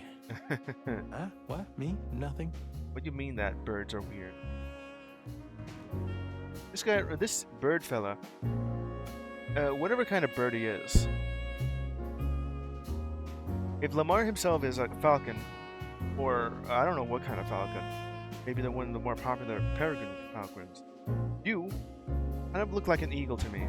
Which one? I have no idea. Is he a bouncer or a guest? I'd rather not ask. A bouncer, or a guest, or part of the brothel. Is he a bouncer? Okay, so there's another place we can go. So those are the two characters that I can talk to. Let's talk to Foxy Lady. Excuse me, gentlemen.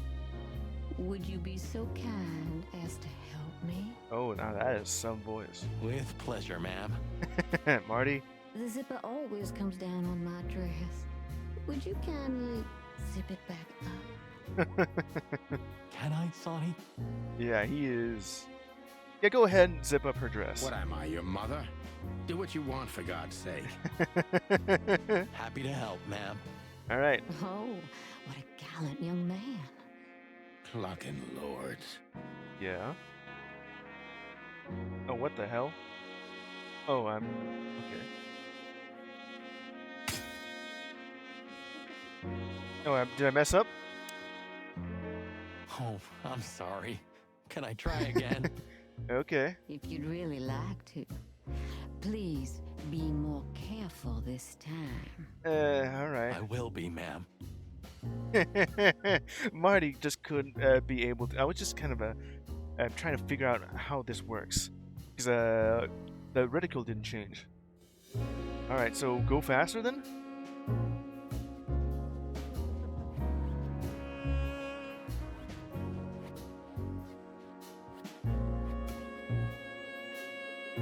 Did that work? Oh, thank you, honey.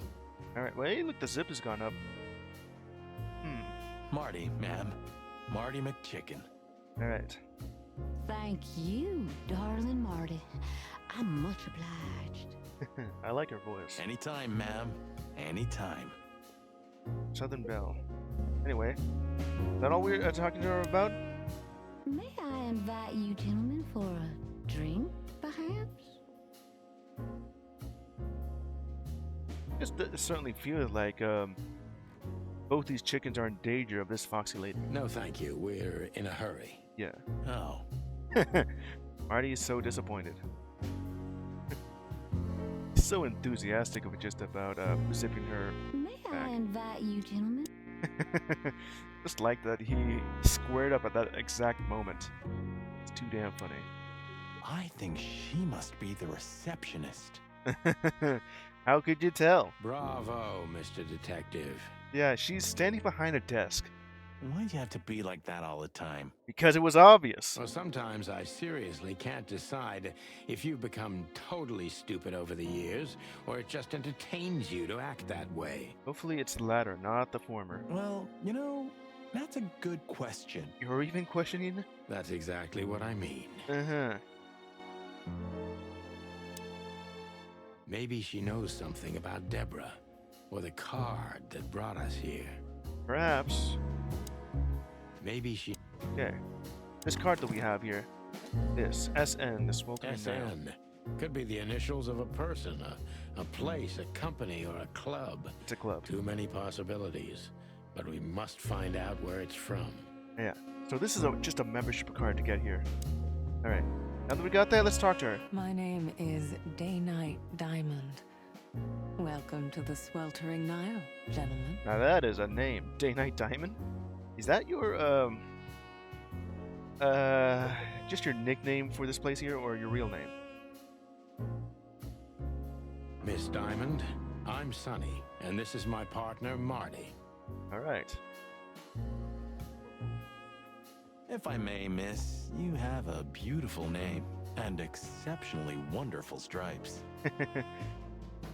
Marty is in favor of stripy women. Marty, not now. Yeah. Oh, thank you very much. Please excuse him. He doesn't visit places like this very often.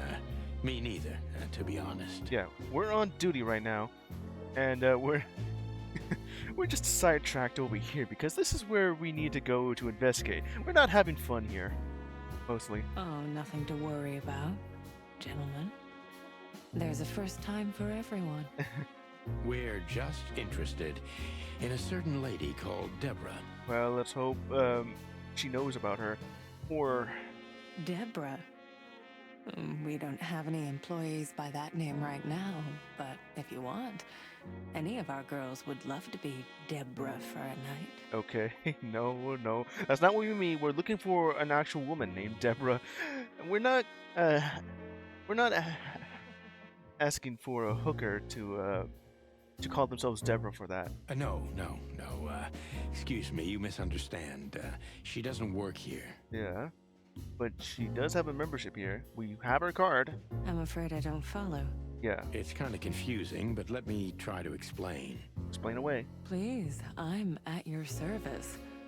I'll gladly answer any of your questions. You know, most of the time I'm thinking, do any of these women even like what they're doing here? Or is it just from what Sonny or Marty has said, where they could just be, what Marty have said, they could be forced into this. You hear that, Sonny? Any questions? Shut up, Marty. Alright. Got some information about Diamond here. Still haven't seen this guy. Day-Night Diamond. Zebra. Equus Brevia. Huh. Beautiful, common, professional. And probably a courtesan.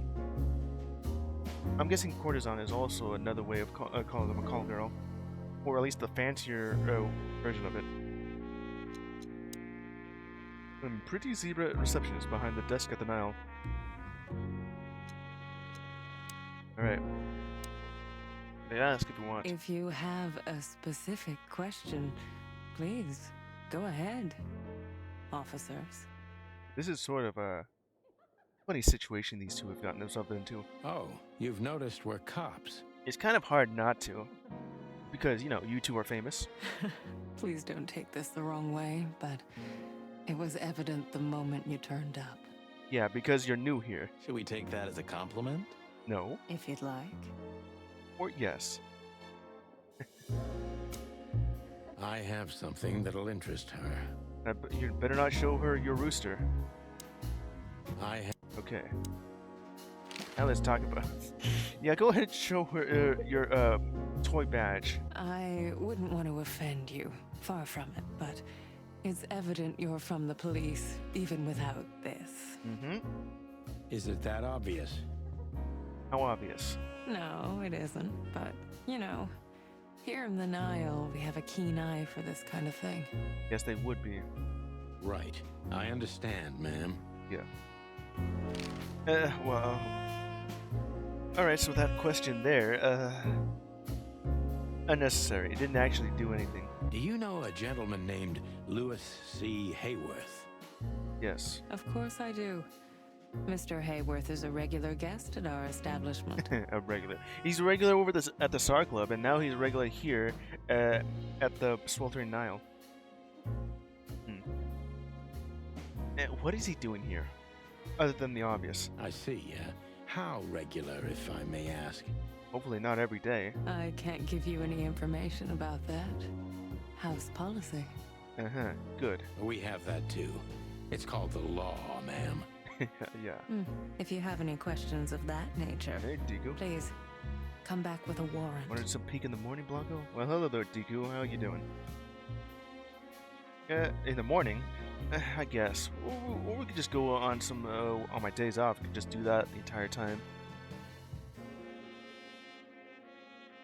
Let's see, where was I? Any questions of the nature, please come back with a warrant. Touche. Yeah. Talk to you about that later, Deku.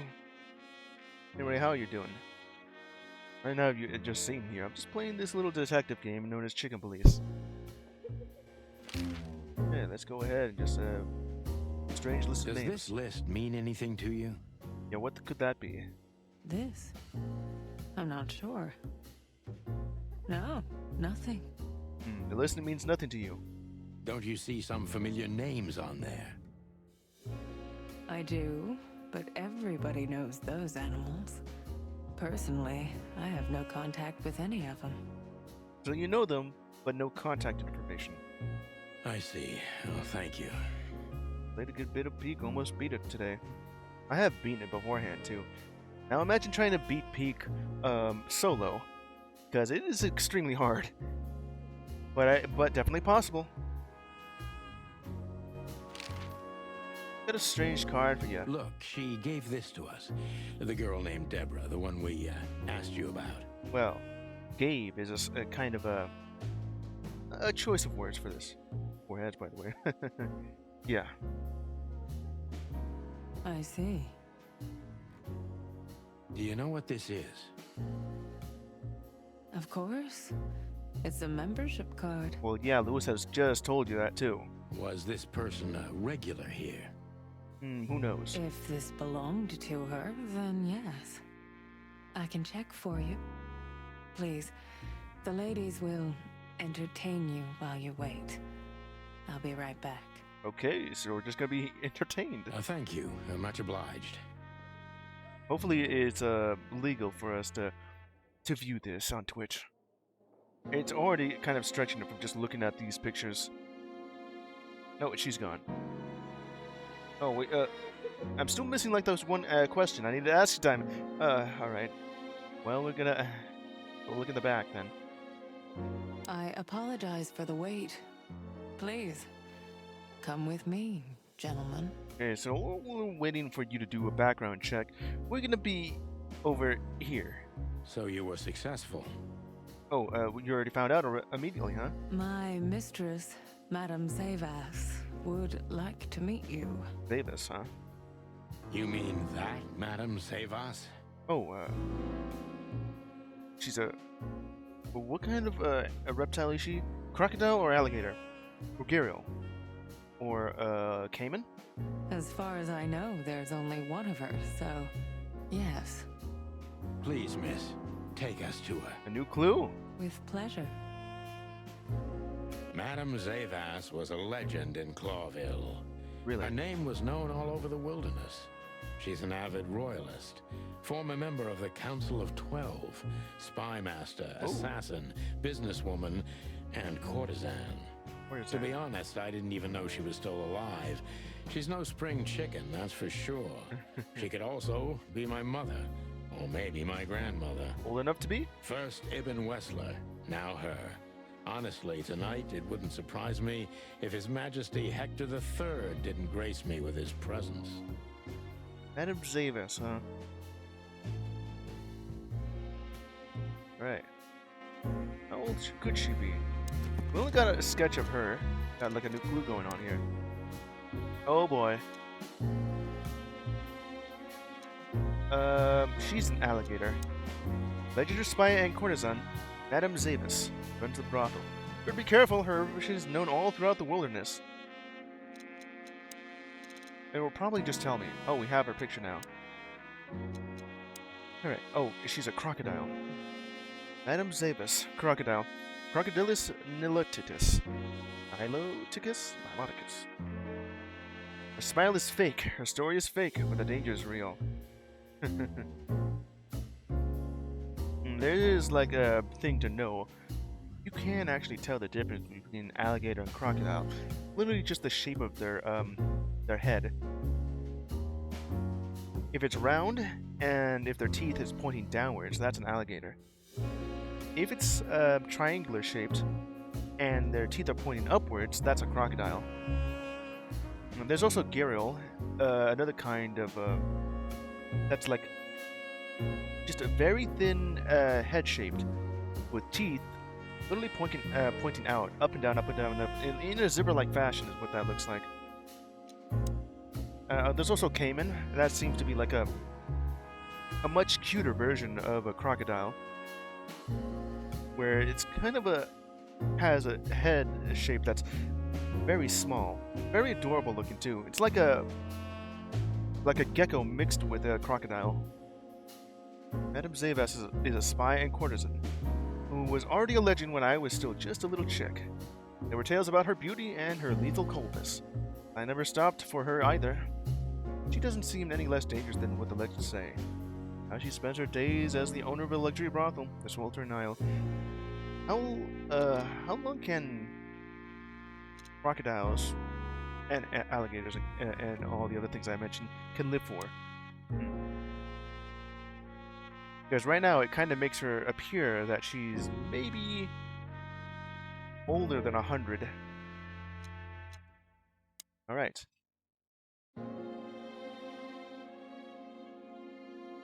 Ooh, she's already cool looking. Let me look at everything here. I wonder if there's one of these books that I can look at, a dead clock. Interesting pieces. A big, beautiful woman. Do you think so? It's the art of my people. Crocodiles? Yeah? There are many kinds of crocodile in the wilderness, Mr. Featherland. This is the art of the Nilonites. Nilonites? Ah, hence the name, the Sweltering Nile. Yeah. I mean, giving off the aura that she may be based around Egypt, if that's correct. You know, Nile and all that. Whenever I think of the Nile, I always think of Egypt, because that's pretty much where the Nile River has been famously placed. It's a river, Mr. Featherland. Yes. My ancestors lived by this river a long time ago. It already does make her seem even cooler than just being a cool old lady. Ah, interesting. Yeah. Thank you.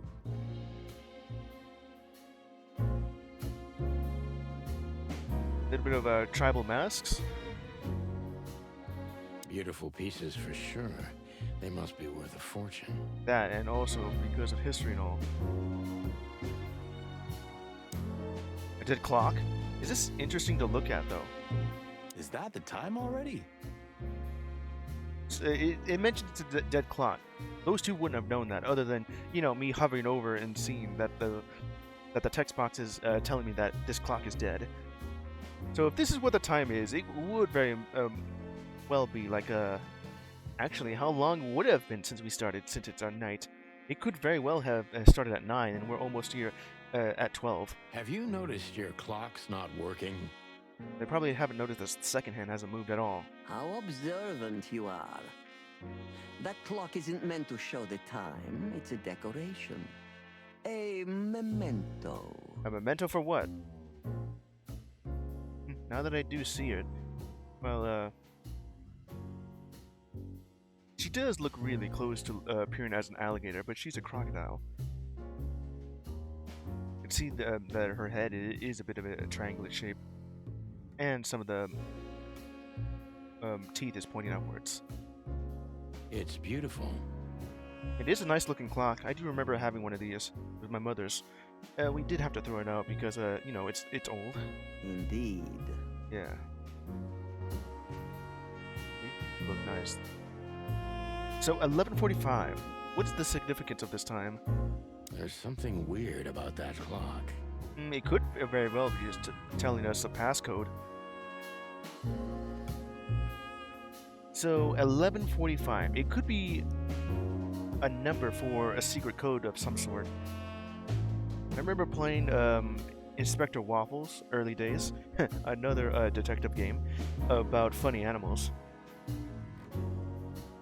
And in that one, I had to look at 2 watches and remember the time that each of the arms are set at, so that I know that the door that and the passcode for the door is telling me is for those watches in particular. It could also just tell me that a puzzle needs me to move these arms somewhere. There's something weird about that clock. Very weird. Picture of Zavas when she was young? Huh. Every kind of book? What goes on here? What is this? Oh, that's the couch. I see that now. In the dark, it kind of looks like someone is laying down there. New information. The Codex. The Nilonites is an ancient culture gone extinct. Oh, used to be a huge, substantial empire in the southwestern tropical region of the wilderness. One famous, still living representative of this culture is Madame Zavis, legendary spy master and courtesan. A femme fatale. Let's look at the books. What the hell? Owls don't blink. There are books here on quite a variety of topics. You did mention that's every books. That's quite a wide range of interests. Yeah. That's quite... Okay. Owls don't blink. Owls do blink, but I also note that owls have a particular weird eye shape, where they literally can't move their eyes, which is the entire reason why their neck can move in almost 360 degrees. I think it's 180. It kind of almost looks like they can just look in a full circle, which is what a lot of cartoons kind of depict. Slime and punishment? There are books here on quite a variety of topics. Yeah. So what am I looking at here? The range of interest. Owls don't blink. Slime and punishment. 7 pieces of my there are mind. Books here. That's quite... Yeah. That's quite... They can just say the same thing, isn't it? Death of the horse. There are books here on... Yeah. That's quite a... There's something missing here. 49 years of the reptile. There are books here. Yeah. That's... One key to the animal mind. There are books here. Dr. Resicottle? What the hell? That's... The red pig. I can't even select that.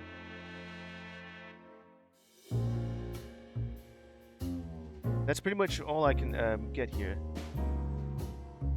Alright. Every kind of book.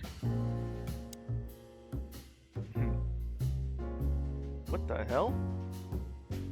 So that's her, huh? See the clock and the books. What a painting. Congratulations, ma'am. Yeah. Marty. The hell, Marty? Yes. It's beautiful indeed. It's more than 40 years old. You know, I was considered pretty then. Aren't you still pretty now? I guess you're just right now at this point. You're an old lady. Oh, don't say that. You still look great, ma'am. I can't quite tell because you're wearing a fur coat. It better not actually be real fur, because you know, the entire setting of this game. Thank you. It feels good, but no. There's no need for lies.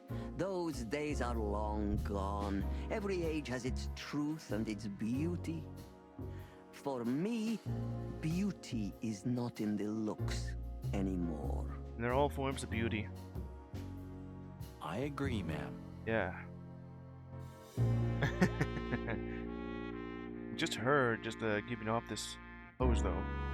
Yes. This is the Zavas from the legends. Beautiful and deadly. Well, yeah. With a mouth like that, she could probably just bite your head off. Yes. Alright.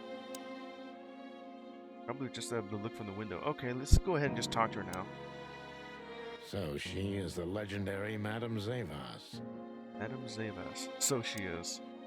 So she is the legendary Madame Zavas. This is literally just a generic commentary going on here. Let me introduce myself properly, ma'am. Yeah, after just going around your entire office, you know, just soaking in all the stuff you have here. Mr. Santino, I know who you are. And I also know your partner. The legend of the chicken police is always one step ahead of the chicken police. Everyone knows you, and you don't know yourself. Thank you. That's flattering. The legend of the chicken police. May I ask what you are looking for exactly? Here, on this night? We got some clues that just end up leading here. You know, that's an interesting question. The card we've shown your lovely colleague. Yeah. Belongs to an old friend of ours, whom we haven't seen for a long time here. Well, that's unfortunate for her because, And the name? The name? Unfortunately, no, Mr. Santino. That's confidential information. In my line of work, discretion is everything. Yeah, for a place like this, and for you being, a spy master and all. Well, you know, in our line of work, the law is above everything. Yeah, we are not above the law. Oh, do you think so? I could tell you what your colleagues think is also above everything, but as I said, discretion. Are you telling me that everyone in the precinct has gone here? Look, ma'am, we don't want to impose. We're conducting a private investigation, which started off as harmless, but now it's murder. I don't know if you would consider, the fact that,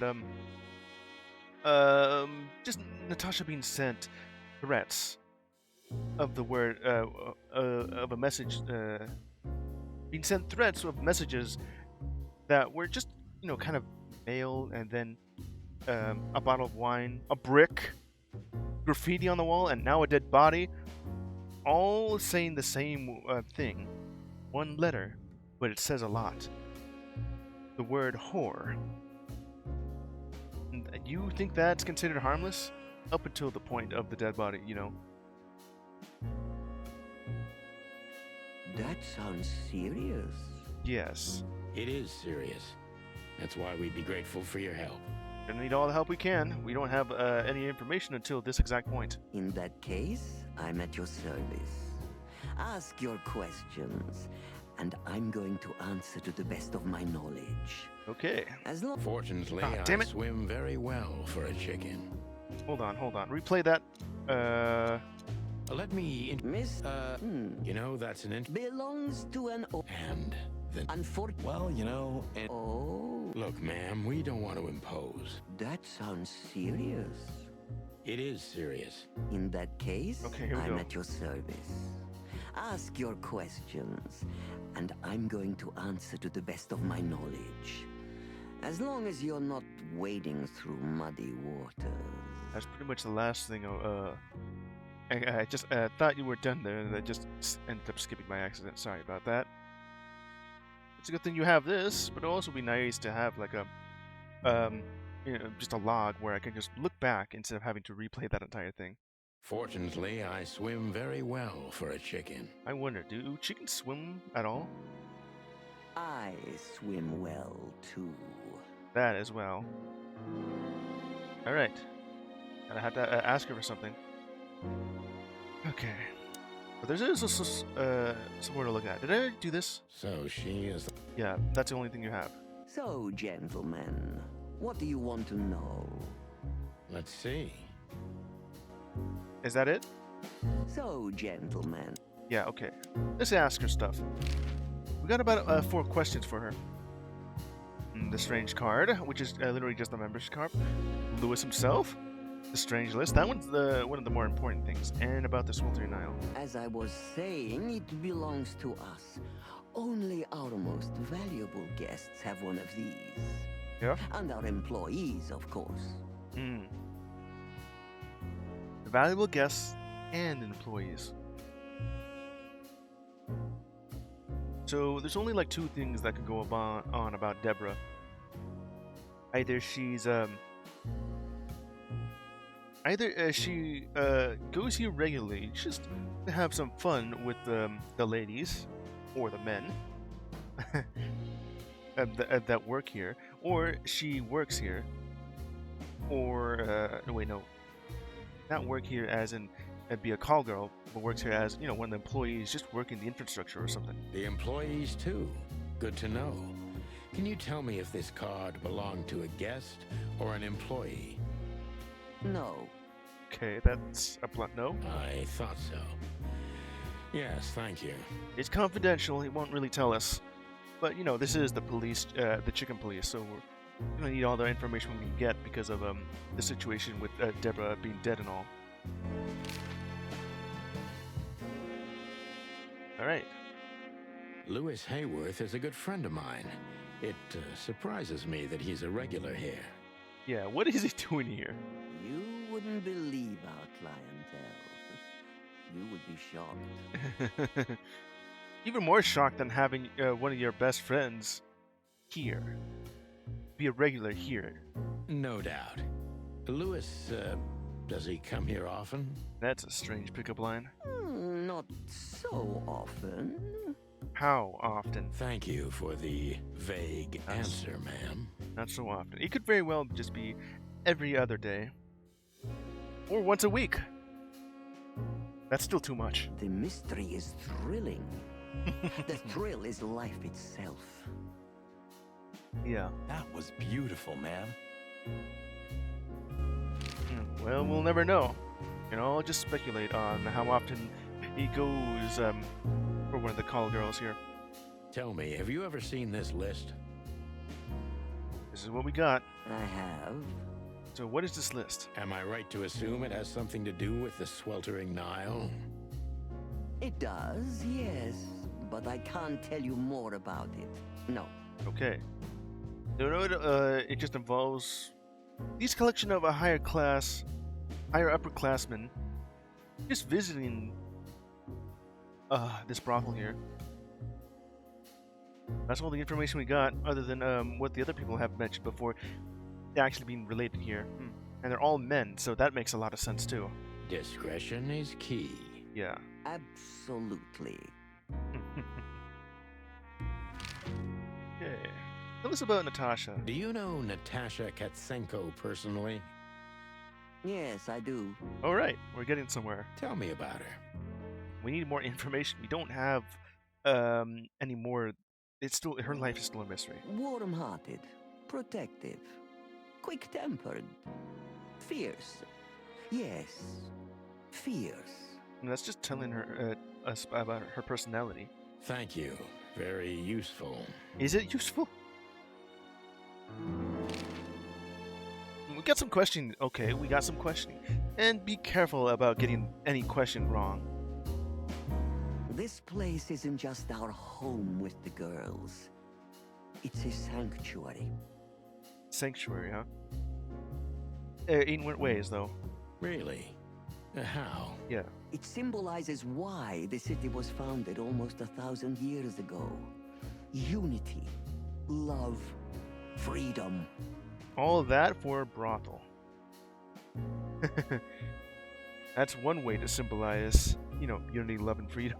Interbreeding? Yeah, that too. That too, yes. Do you have a problem with that?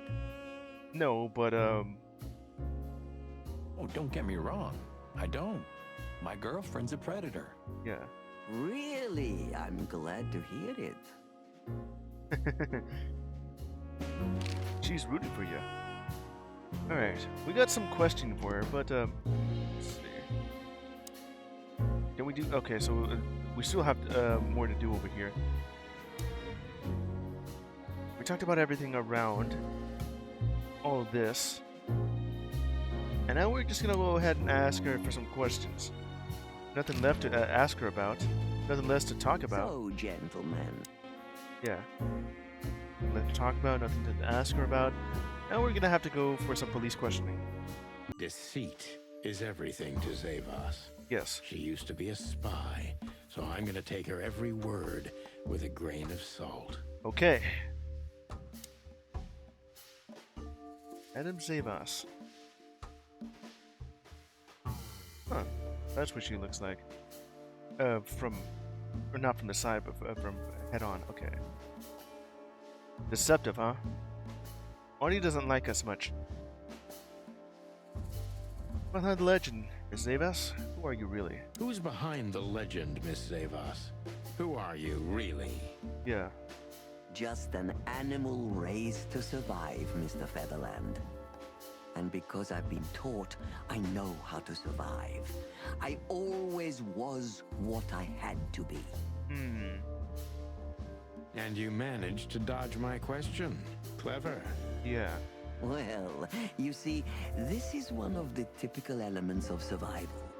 The way of dodging a delicate question and still making the questioner believe he got the answer. But you're too cunning and experienced, aren't you? You're not an easy one to fool. You haven't really told us about you. You just told us how to, survive. I'm trying to maintain appearances, ma'am. You should. Appearances, most of the time, are stronger and more dangerous than the truth. Yeah. She already has, like, this strong appearance, that of her being a crocodile. A wise old croc who, just so happens to be running this brothel. Survivor, huh? Tell me, really the King's spy? Yes, that was one of the things knows about her. What dangerous being a royalist nowadays? Is it? Deceptive, survivor. Go with the first option. Isn't it dangerous being a royalist nowadays? You know, Mr. Featherland, those that are genuinely dedicated never care about danger. That's something you must know even better than I. Yeah. Do you think it's my loyalty that motivates me the most? If you do, I'm sorry to disappoint you. Maybe you're not loyal to the police, Mr. Featherland, but you are to your own principles and ideals. Am I right? Perhaps. That's true, but you're avoiding the question. Why did you stay in the King's employment after the scandals that are making half the city riot? What makes you still believe so much in the institution of monarchy? Yeah, why do we still have a monarch here? You know, I always adapt, but only to a degree where I still don't have to give up myself and my ideals for the sake of survival. Yeah? You'd rather die then. Maybe it would seem too dramatic or even romantic to you, but yes, exactly. Yeah, just, the word that we're looking for is, we're just beating around the bush at this point. I'm sorry to doubt you, but I've always thought your kind was rather compromised. What do you mean by that, Sonny? Do you mean spies or crocodiles? Spies, of course. That's what he meant. I must disappoint you. But there aren't many groups as loyal and unwavering as the spies, Mr. Featherland. Yeah. If you're telling me, ma'am, I believe you. That wasn't a good choice then, huh? I was thinking of choosing the second option, but I wanted to look at what the first one was. So it has to match what these are. Being deceptive, yeah, it would mean so for being a spy. Not just being for a royalist. That would kind of match with Survivor, I guess. And what is the Sweltering Nile? Really just a luxury brothel? Is it really? Or is it something else entirely? Is it like gathering information about the upper class while they're also just having their way with the ladies here?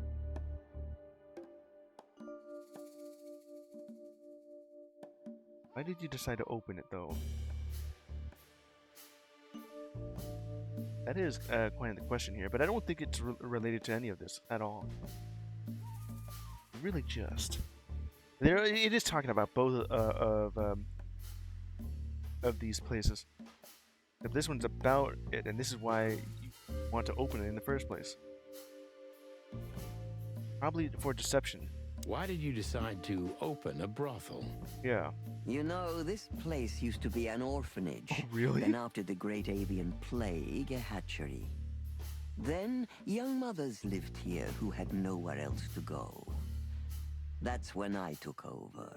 It was just a history that eventually just turned into a brothel. It being an orphanage is a lot worse than I think it is, though.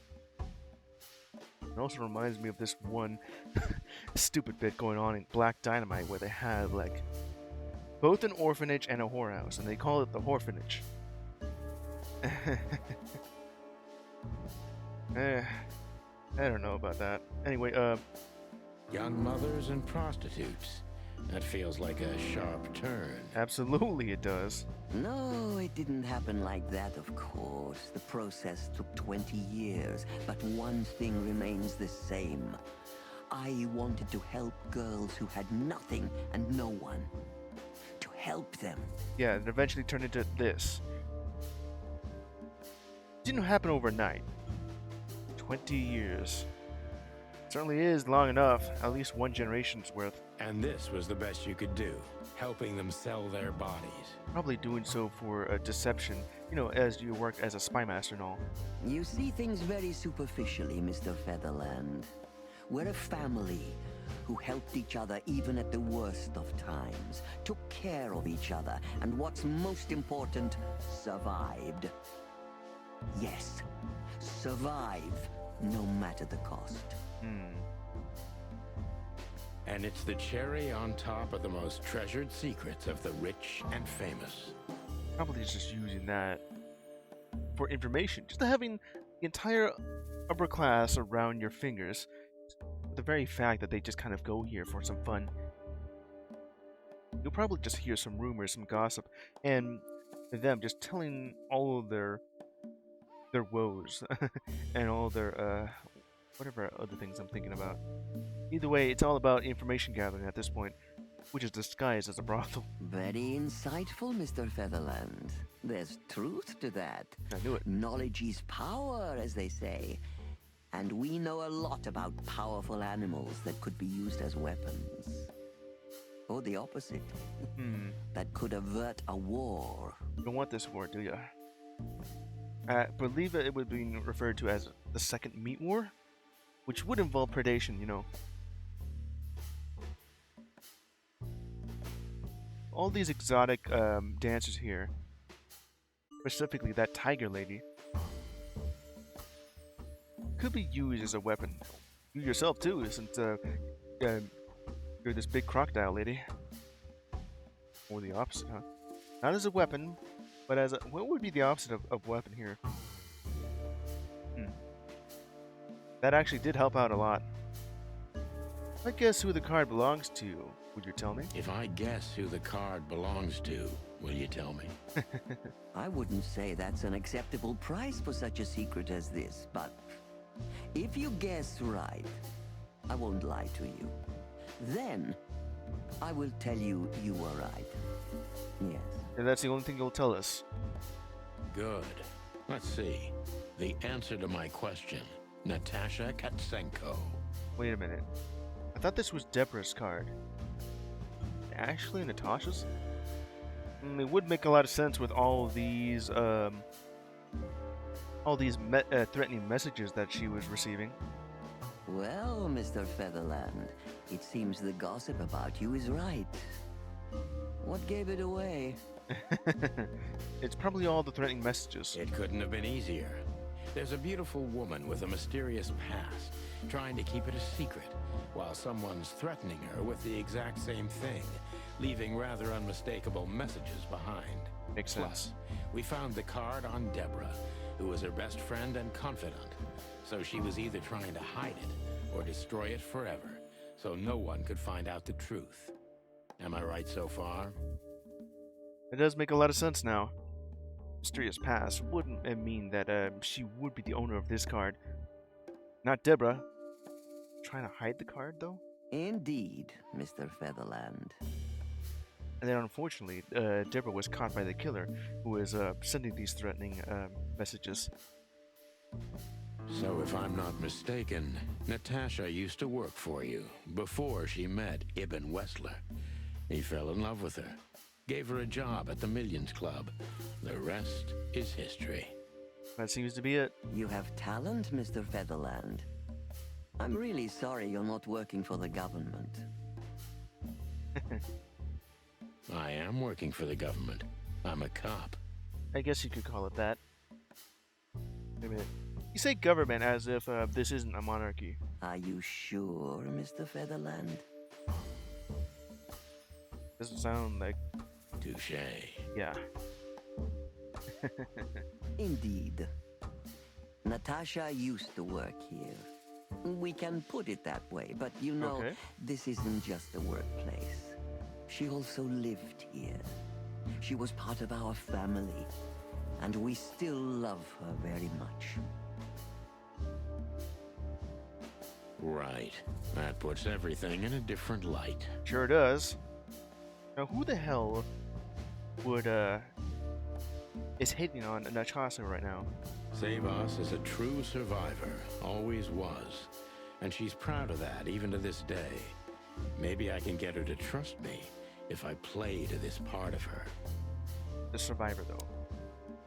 She's also dangerous. We got like a +5 off of that. Alright, let's see if I can get anywhere higher than this. Everyone in this city thinks you're dangerous. Why is that? For one thing, she's a crocodile. But also because of her previous occupation as being a spy master and also a courtesan. And so what are the other words that Sonny mentioned? Try to protect her from what? I'm guessing I'm trying to protect her from that. What is that place called? This Scorvanian, something like that. Massacre, where I believe what was told is that most of the royalty right there was just massacred, and she's also being targeted by that as well, because by the time she escaped, everyone in her family but her died, and that would probably be the entire reason why she used to live here, you know, for safety and all. Why did you take her in? You saw yourself in Natashia? That's probably it then. Trying to shape her into your image? I don't think so. I think it's one of these two. Yeah, I feel like it's this one right here. Yeah, this one. Why did you take her in? Maybe you saw yourself in Natasha. It could be it. She was only 17 when she knocked on the rear entrance of the brothel on an unusually cold, rainy night. I opened the door myself. 17, huh? And how long ago, how old is she right now? Was Natasha alone? Yes. Yes, completely alone. Her left arm was slashed with an ugly wound, and she was frozen to the bone, barefoot, only a thin nightgown on her. Oh boy. That's probably the reason why that one person is still after her. Left arm slashed. Ew. Did she tell you what happened to her? She probably did. After I brought her into the house, warmed her up, and changed her into new clothes, that was the first thing I asked. But no, she didn't tell me. We became very good friends, but I still don't know what happened to her and where she came from, or how she knew about this place and the rear entrance. The only mystery about that won't tell me exactly what happened. Probably the Scovanian, whatever that was, massacre. And you weren't bothered by all those secrets? Maybe she still is. Or not. That would have been very hypocritical of me, don't you think? No, it didn't bother me. I make a living out of secrets, Mr. Featherland. I see. Yeah. A lot of extras. Okay. You know where Natasha came from before Clawville? There was like, what it told me. You know where Natasha came from before Clawville? Yeah? Naturally. The poor dear couldn't even deny it. Even her name's eloquent, her accent, but mostly her manners, Mr. Featherland. She's from Stovos, and she belonged to the upper class of Stavonian social circles. She could barely even speak the language when I first met her. Her language or everyone's language here? Well, I guess I could just say English then. That's all you know about her. An ex-spy like you must have checked up on her new protege's past. Maybe she has, or maybe just from surface level. That's the most exciting thing. Yes, I have. Multiple times putting my most treasured connections to good use. But nobody found anything. They haven't? Natasha's trail could only be traced back to the Stavonian border. What happened in that country, no one knows. Her past is pretty much blank at that point. It's rather curious, don't you think? Yeah. And now we want to know. It is, Mr. Featherland. Yes, curious. That's why I've always been rather fond of Natasha.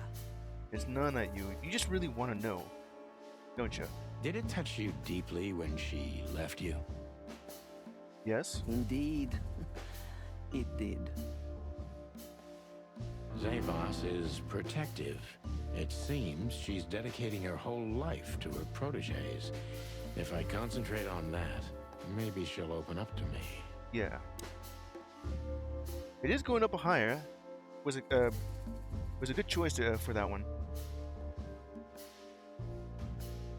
So, if I understand this right, the impression is that deceptive, survivor, dangerous, and protective. It goes in this order. And now I have to focus on this one, her being protective.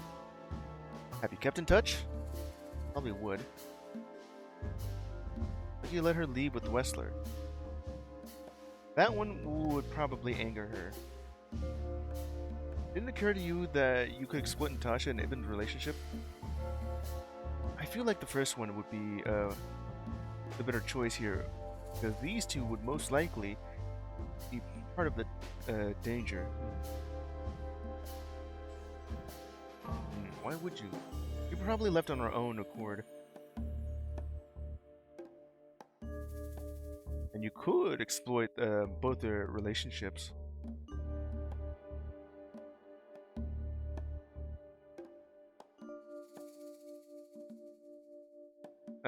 I feel like it's one of these two. That would probably just make her mad. These two would. She probably wouldn't have exploited that. No, she's protective. She wouldn't have done that. Maybe she tried, but she insisted. Or maybe this one. Why did you let her leave with Wessler? What else could I have done? Wessler is a handsome, rich, powerful animal, and Natasha fell in love with him. I guess it would be. If anything, I know you can't stand in the way of a woman in love. There's nothing more dangerous, Mr. Featherland. Yeah. Nothing more dangerous than love. I've been in this job for more than 20 years, but I haven't heard that one before. You see? You learn something new every day if you have an open mind. Yes. Yeah. Well, I did figure that would be one of the more wrong answers. I guess it would be the first one then. Minus 10. Damn it. You're angry at her for leaving? Afraid she might blab secrets? When was the last time you saw her, Madame Zavos? I feel like this one. When was the last time you saw her, Madame Zavos? Maybe around 2 months ago. There was a ball, attended by Ibn Wessler, his beautiful mate Natasha, and myself. Yes. Ball. Was she herself? Did you feel like she was afraid or worried about something? What could she be worried about? Maybe not exactly at that point, 2 months ago. Or maybe just from that point until now. That's when she started to get worried. On the contrary, she was unrestrained, free, radiant. She was in love. Yes, in her own unique way. Own unique way, you say. She did mention that there are some women that are incapable of love, but they have their own way of showing love, just not in the stereotypical romantic way, you know? What do you mean? Yeah, what do you mean? You know Natasha loves on a different level than most Clawville women. That's what I said. Or most women in the wilderness, in fact. Yeah. Maybe it's because of the Stovonian origins. Perhaps it's something else. A different kind of love, whatever that is. So you didn't notice anything strange about her? Well, if anything could be called strange, it was that I saw a woman positively floating above the ground, who previously used to stand on it with 2 feet. Another woman? I see. Thank you, madam. That was pretty good. How did you feel when you learned Natasha was going to leave? How did you feel when you learned Natasha was going to leave? Honestly, I was very hurt. I loved her as a daughter. How would you have felt? Oh yeah. I couldn't say. I guess you can actually say more because your ex-wife did take your daughter, so. And I still couldn't stop her, and you know why? Because of love? Of course I do. Because you loved her. Yeah. You've been in my shoes before, am I right, detective? Yes, I can feel you have. He certainly has. This isn't about me, madam. Please stop changing the subject. Still sore about that. I have felt betrayed on a certain level. Yes, and offended, and alone. Even amongst all my friends. Yeah. Were you disappointed in her? Only in myself, Mr. Featherland. But I have a hunch you know this feeling very well. Certainly has. Yes, you're right. Well, thank you for your time, madam. All right. Anytime, detective. Yes, anytime. All the information we got. 9 questions. Decent. 60%. Well, it's better than usual. Not like 40%, not the other ones. How you do it, partner? Not quite like old times, but you still got it. It was that one option I chose that wasn't the correct one. Minus 10 points. Damn it. From 10 to 9. Okay, so we acquired this new clue. Tasha worked at the Sultan Nile brothel before Ibn Wessler discovered her and got her out of there. I could do that. No, I'm not gonna do that again. Just progressing. Please, gentlemen, wait here a moment. I would like to show you something that could help you. Okay, what is it? Oh, that's excellent news. Thank you. We will wait. Yeah. Do you trust her? Not in the slightest. Even her smile is fake. This woman wallowed in other animals' secrets until she became one too. Very secretive. Smile fake. There's like the term known as crocodile tears. I'm guessing the smile of a crocodile is also one of them too. That's exactly how I feel. Still can't feel trusted, other than, you know, her being a predator and you two being prey. Anyway, now that we're here, we can take a better look around. Well, she looks somewhere else. Just what I was thinking. Let's go snoop. Okay, so there's this thing. Hawk. Got like an extra clues going on here. Alright. Touch worked at the Sultan Nile brothel. Yeah, this thing. I've already gotten that one. I also do like the idea that Sonny is also doodling in his notebook with something like this, and somehow getting a red pen just for this word too, and just drawing this. Okay, we got some more information here. Zebas and Natasha did not only know each other, but had a serious, close relationship. As close to being like mother and daughter, or even grandmother and daughter. Not even Zebas could trace every piece of Natasha's obscure past, even though she tried to utilize all of her connections and influence in the matter. It's only up to a certain point where they can't get any more than this. They touched her deeply when Natashia, whom she loved like a daughter, left the Nile for Ibn Wessler. Alright, what else we got here? Got these two. The Great Bird Flu. I did mention what was happening for this in the hatching houses. The Great Bird Flu, parenthetical, or the Great Avian Plague, was an epidemic that spread to the entire continent of Altera and killed almost 40% of the world's avian population. Huh. I'm guessing the Great Bird Flu is meant to run parallel to the Black Plague. The Great Plague. The Black Plague. The Great Avian Plague. Yeah, that's probably it. In Clawville, the disease wreaked havoc. Killed almost 50% of the city's avian population. That could also be like what happened 100 years later. Let's see. The Spanish flu over in the 1920s. And then 100 years later, COVID-19. Anyway, finally, the bird flu was subdued by a vaccine developed in Bavaria, ravaged of several hatching houses. But the damage it caused hasn't been repaired even to this day. There's probably like not enough of a bird population here for this. Hatching houses. After the Great Bird Flu, several hatching houses were established in Colville. These were maternity wards, orphanages, hospitals, and homes for new mothers.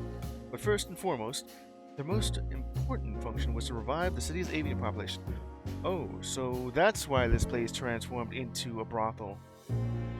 Huh. Hatching houses. Yeah, that makes a lot of sense now.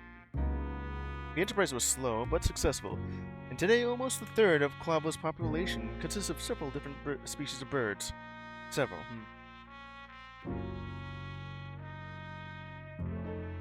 Yeah, so I can understand how that kind of eventually turned this place into a brothel.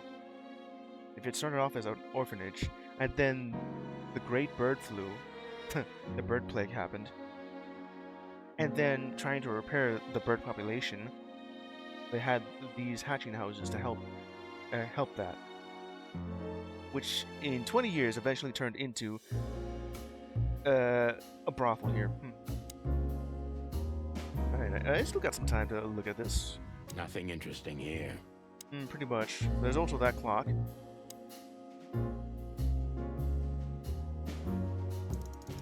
Huh, that's cool.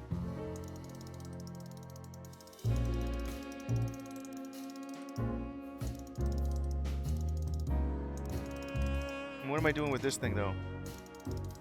Okay, just go back to that, where it goes out of hand. I'll figure something out with this dead clock. Must be important. Why am I still staring at this? Yes, this is the Zavas from the legends. Beautiful and deadly. Yeah. She mentioned 20 or 40 years ago when she looked at this. When this picture or painting has been made.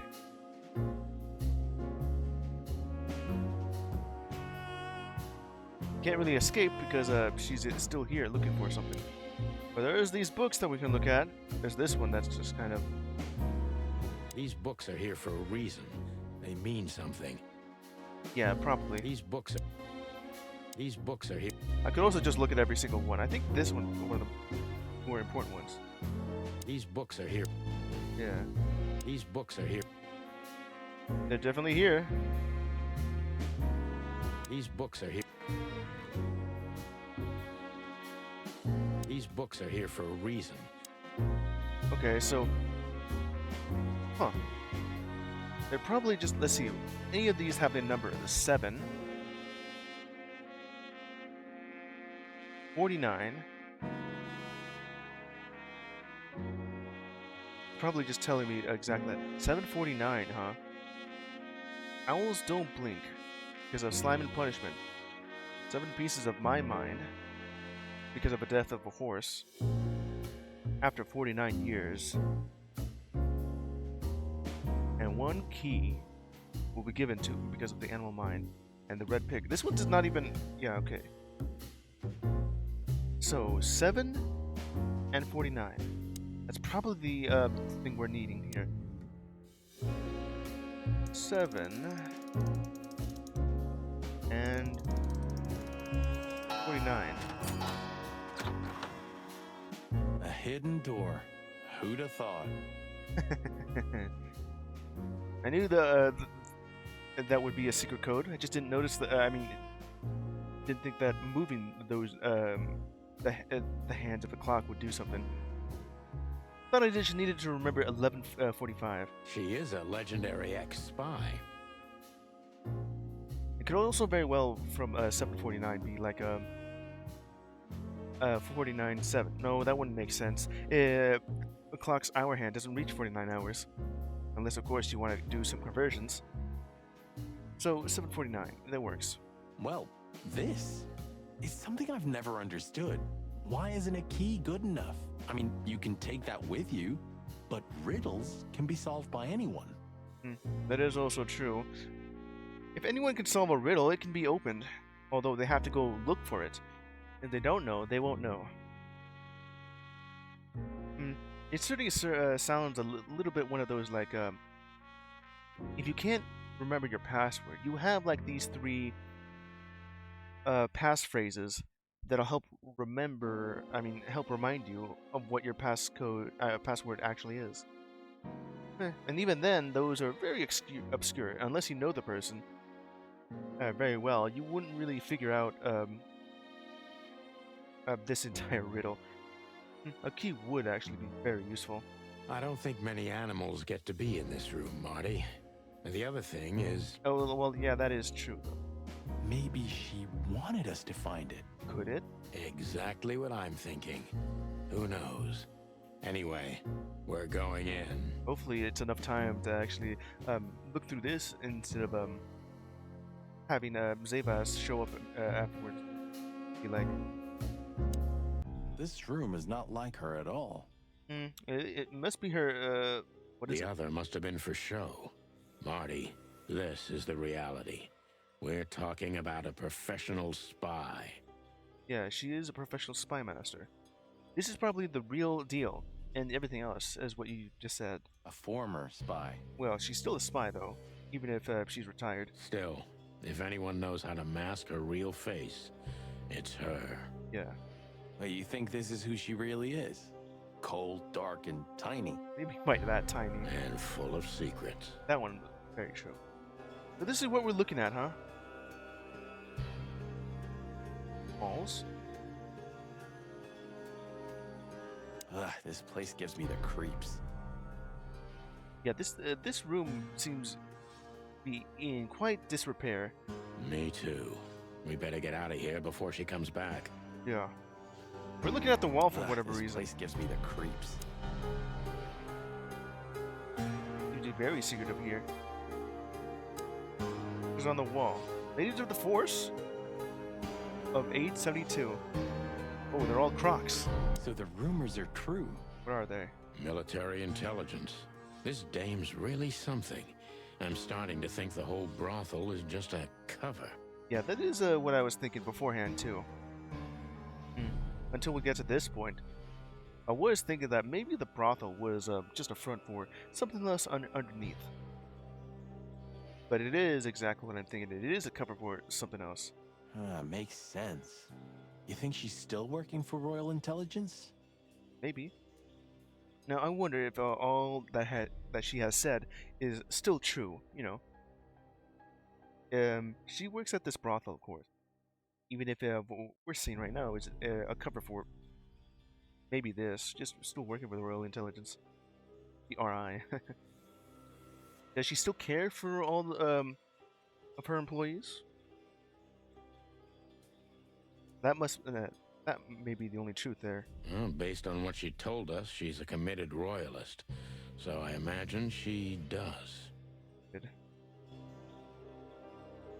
If we fly too close to the sun, we burn our wings. Yeah, don't go too close, you'll be fried chicken. If we fly... And who is this? The Fox King? Hector III, our great and fair king. I thought your king was the lion. I guess it would be this fox then. I feel sorry for the poor fox, to be honest. I don't. He has it pretty good. Yeah? Would you like to live your life as a puppet? Everything you do, carefully planned. Your rule and authority, the whole thing, just for show. Yeah, just like the current president. Even if he is just a puppet, Clawville needs a king. He gives strength and hope to many animals. Yeah, he is currently just a figurehead. And someone else is just pulling the strings. I guess. We shouldn't cross the king. That would be beyond our pay grade. Yeah. We shouldn't. Here, we got like the typewriter, strange looking at drawers. Probably what we need to look at. Names, numbers, dates. Oh, furry gods. What the holy gods are you referring to? Do you think they all belong to the brothel? Like a list of receipts, the clientele. Hell no. Half of it is a matter of national security. Oh, whoa. What did we step into? Yeah. You know what? I don't care, Marty. I'm too old for conspiracies. The only thing that matters to me is to find out what the furry hell we're doing here. Yeah. And what it has to do with Natashia. Yeah, what is it have to do with her? I don't want to know what's in them. And there's no time to search the place either. I thought that would be important. There's like a stool there. Probably important to look at. They're both important. Oh, it's the other half of the list here. Okay, let me look at this first. The report, huh? Angel Colomar. A report about separatist group movements. What's she writing here? Underdog, standard typewriter. Abbott and Hamtaro Company. You can't fix it? We can fix it. Code definition. Moon, deliver, parrot, grass, shining, angel wings, 6. What? Somebody started typing a letter but left it unfinished. Somebody? You mean Zebas? What does it say? Number 2947222. Report about separatist group movements. Those names, those numbers must be important then. Write that down, Sonny. Damn it. Don't even read that. What? Why not? I don't know about you, but I don't want to get caught up in the royalist-separatist conflict. Oh boy. What you don't know can't hurt you, right? Yeah. I can't even recognize you, boss. Where did you put your sense of adventure? Oh, this is not one of those adventures you like to be caught up in. My sense of adventure has retired. Leave it alone. Uh-huh. Just forget it's here, Sonny. That's not what you're looking for. Yeah, we're looking for the one right next to it, apparently. What about separate groups? Yeah, we're looking for this thing, too. The thing we needed to look at. What is going on here? Huh. It's half of the list of names. What is this? Received. Avil?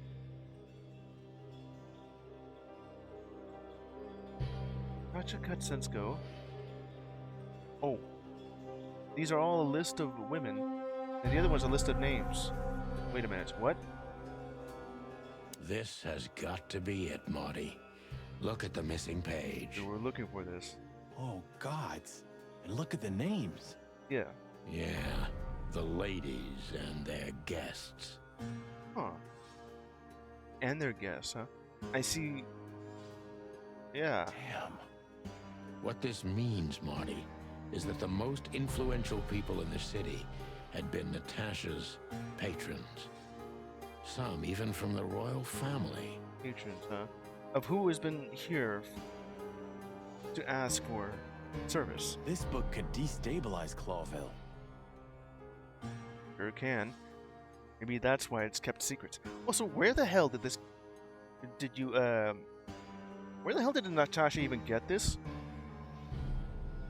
Or maybe Zebas kind of wanted to stir up a storm and decided to give Natasha this. And then eventually just have Filmar hold on to this for some reason. Then to give it to us. At least the Clawville we currently know. Yeah? You think this is behind everything? Somebody's blackmailing Natasha because of this? Blackmail. That could easily be the case. But something still doesn't fit. That piece of a painting. We got one piece of the puzzle, but we just need to figure out where this painting goes. Sonny? Yeah? If there's even a small chance of... Sonny. Uh-oh. What? There's another familiar name here. What is that? What are you talking about? I would like to take a closer look.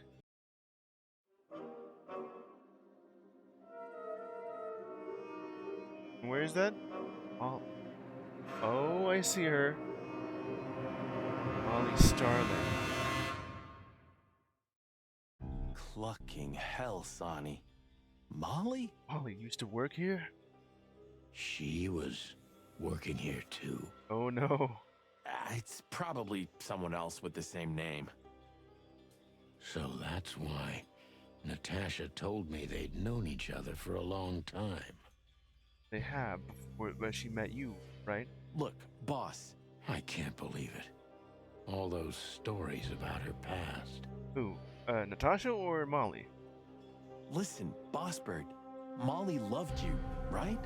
Isn't that what matters? Yes, but also... Marty, please shut your fucking beak right now or I'll shut it for you. Oh boy, it's gotten serious. Okay, boss. I'm sorry. But... Just shut the cluck up. Well, we're now back to being a little bit silly, but still. We've caught them sneaking around, Miss Diamond, you see. Oh no. I see, madam. Yeah, oh, you got a gun. No, back off, ladies. We're gonna have to get out of here. Because this is already turned ugly. There's no need for this. We don't want trouble. Yes, but unfortunately, trouble has found us. No, maybe you don't. Unfortunately, trouble has found you, gentlemen. That's what I just said. Madam Zavas, we needed to know the connection. What this place has to do with Natasha. And... Yeah? And? Yeah, it was mostly meant for Natasha, but also unfortunately for Sonny, and my wife. Yeah. Filthy cops? He's talking gibberish. May I shoot him? No, don't do that, please. No, not yet, Miss Diamond. Filthy cops. I'd be very sorry to put holes in your lovely striped skin, but believe me, baby, I will. I've always wanted to know if diamonds are bulletproof. Oh, that's a good one. Please, madam. It'll all be over in a second. Just gotta wait. Who's gonna shoot first? Because once that happens, well... Yeah. No. We have received different orders, Miss Diamond. Different Stand orders? down. From who? The royalist? Oh, I see. The pony does tricks on command. Well, I'm not surprised. Hmm? That's enough, Marty. You knew who she was, didn't you? What she meant to me. Well, well, Mr. Featherland. Aren't you interested in your case anymore? Oh. No?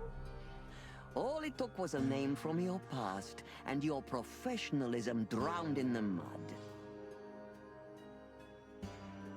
Is Zavas the one who just started to stir up something? Stop playing games with me, Zavas. What does all this have to do with Molly? Why does it have to involve her at all? Nothing at all. No, she was just a little bird among the many who sought refuge here. You forced her into this. Hopefully not. You'd love to hear that, but until she met you, she was one of us. Just another... You clucking... Oh, no. Don't start it. Don't start it, Sonny. Sonny, no!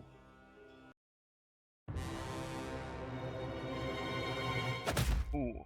Then just whacked the back of the head.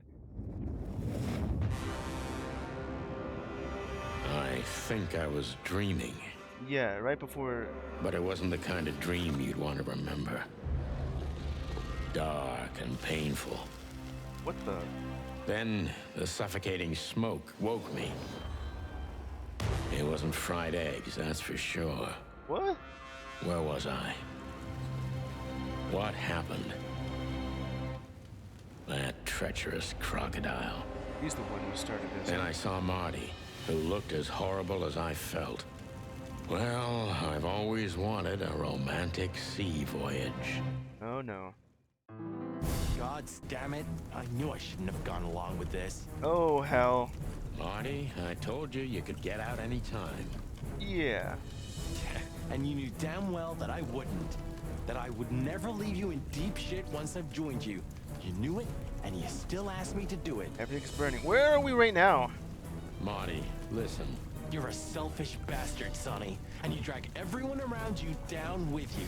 How long was it till retirement? 120 days? I'm guessing they're tied up, but this is not what it's looking like right now. 121. But you just couldn't sit still on your ass, could you? Well, take a good look around, boss bird. This is you. And this is what follows you. Just this clucking misery. It wasn't his fault, and dead though. Bodies. Do you understand? You have nothing else to offer but suffering. Marty. And feeling sorry for yourself. Oh, you're great at that. I can't believe this shit. We're gonna die here on a goddamn blazing ship like roast chicken. Well, it's dramatic at least, just like you like it. Oh boy. Marty.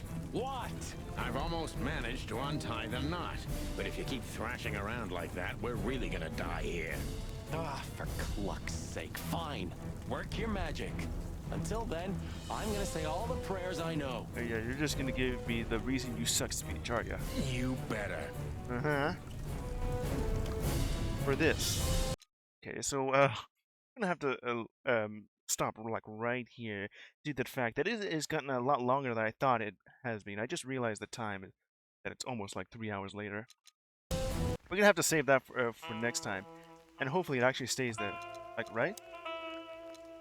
Ship, yeah, okay, yeah, it's saved. Alright, that'll be it for Chicken Police, painted red. Now, this is a shocking revelation that has gone through.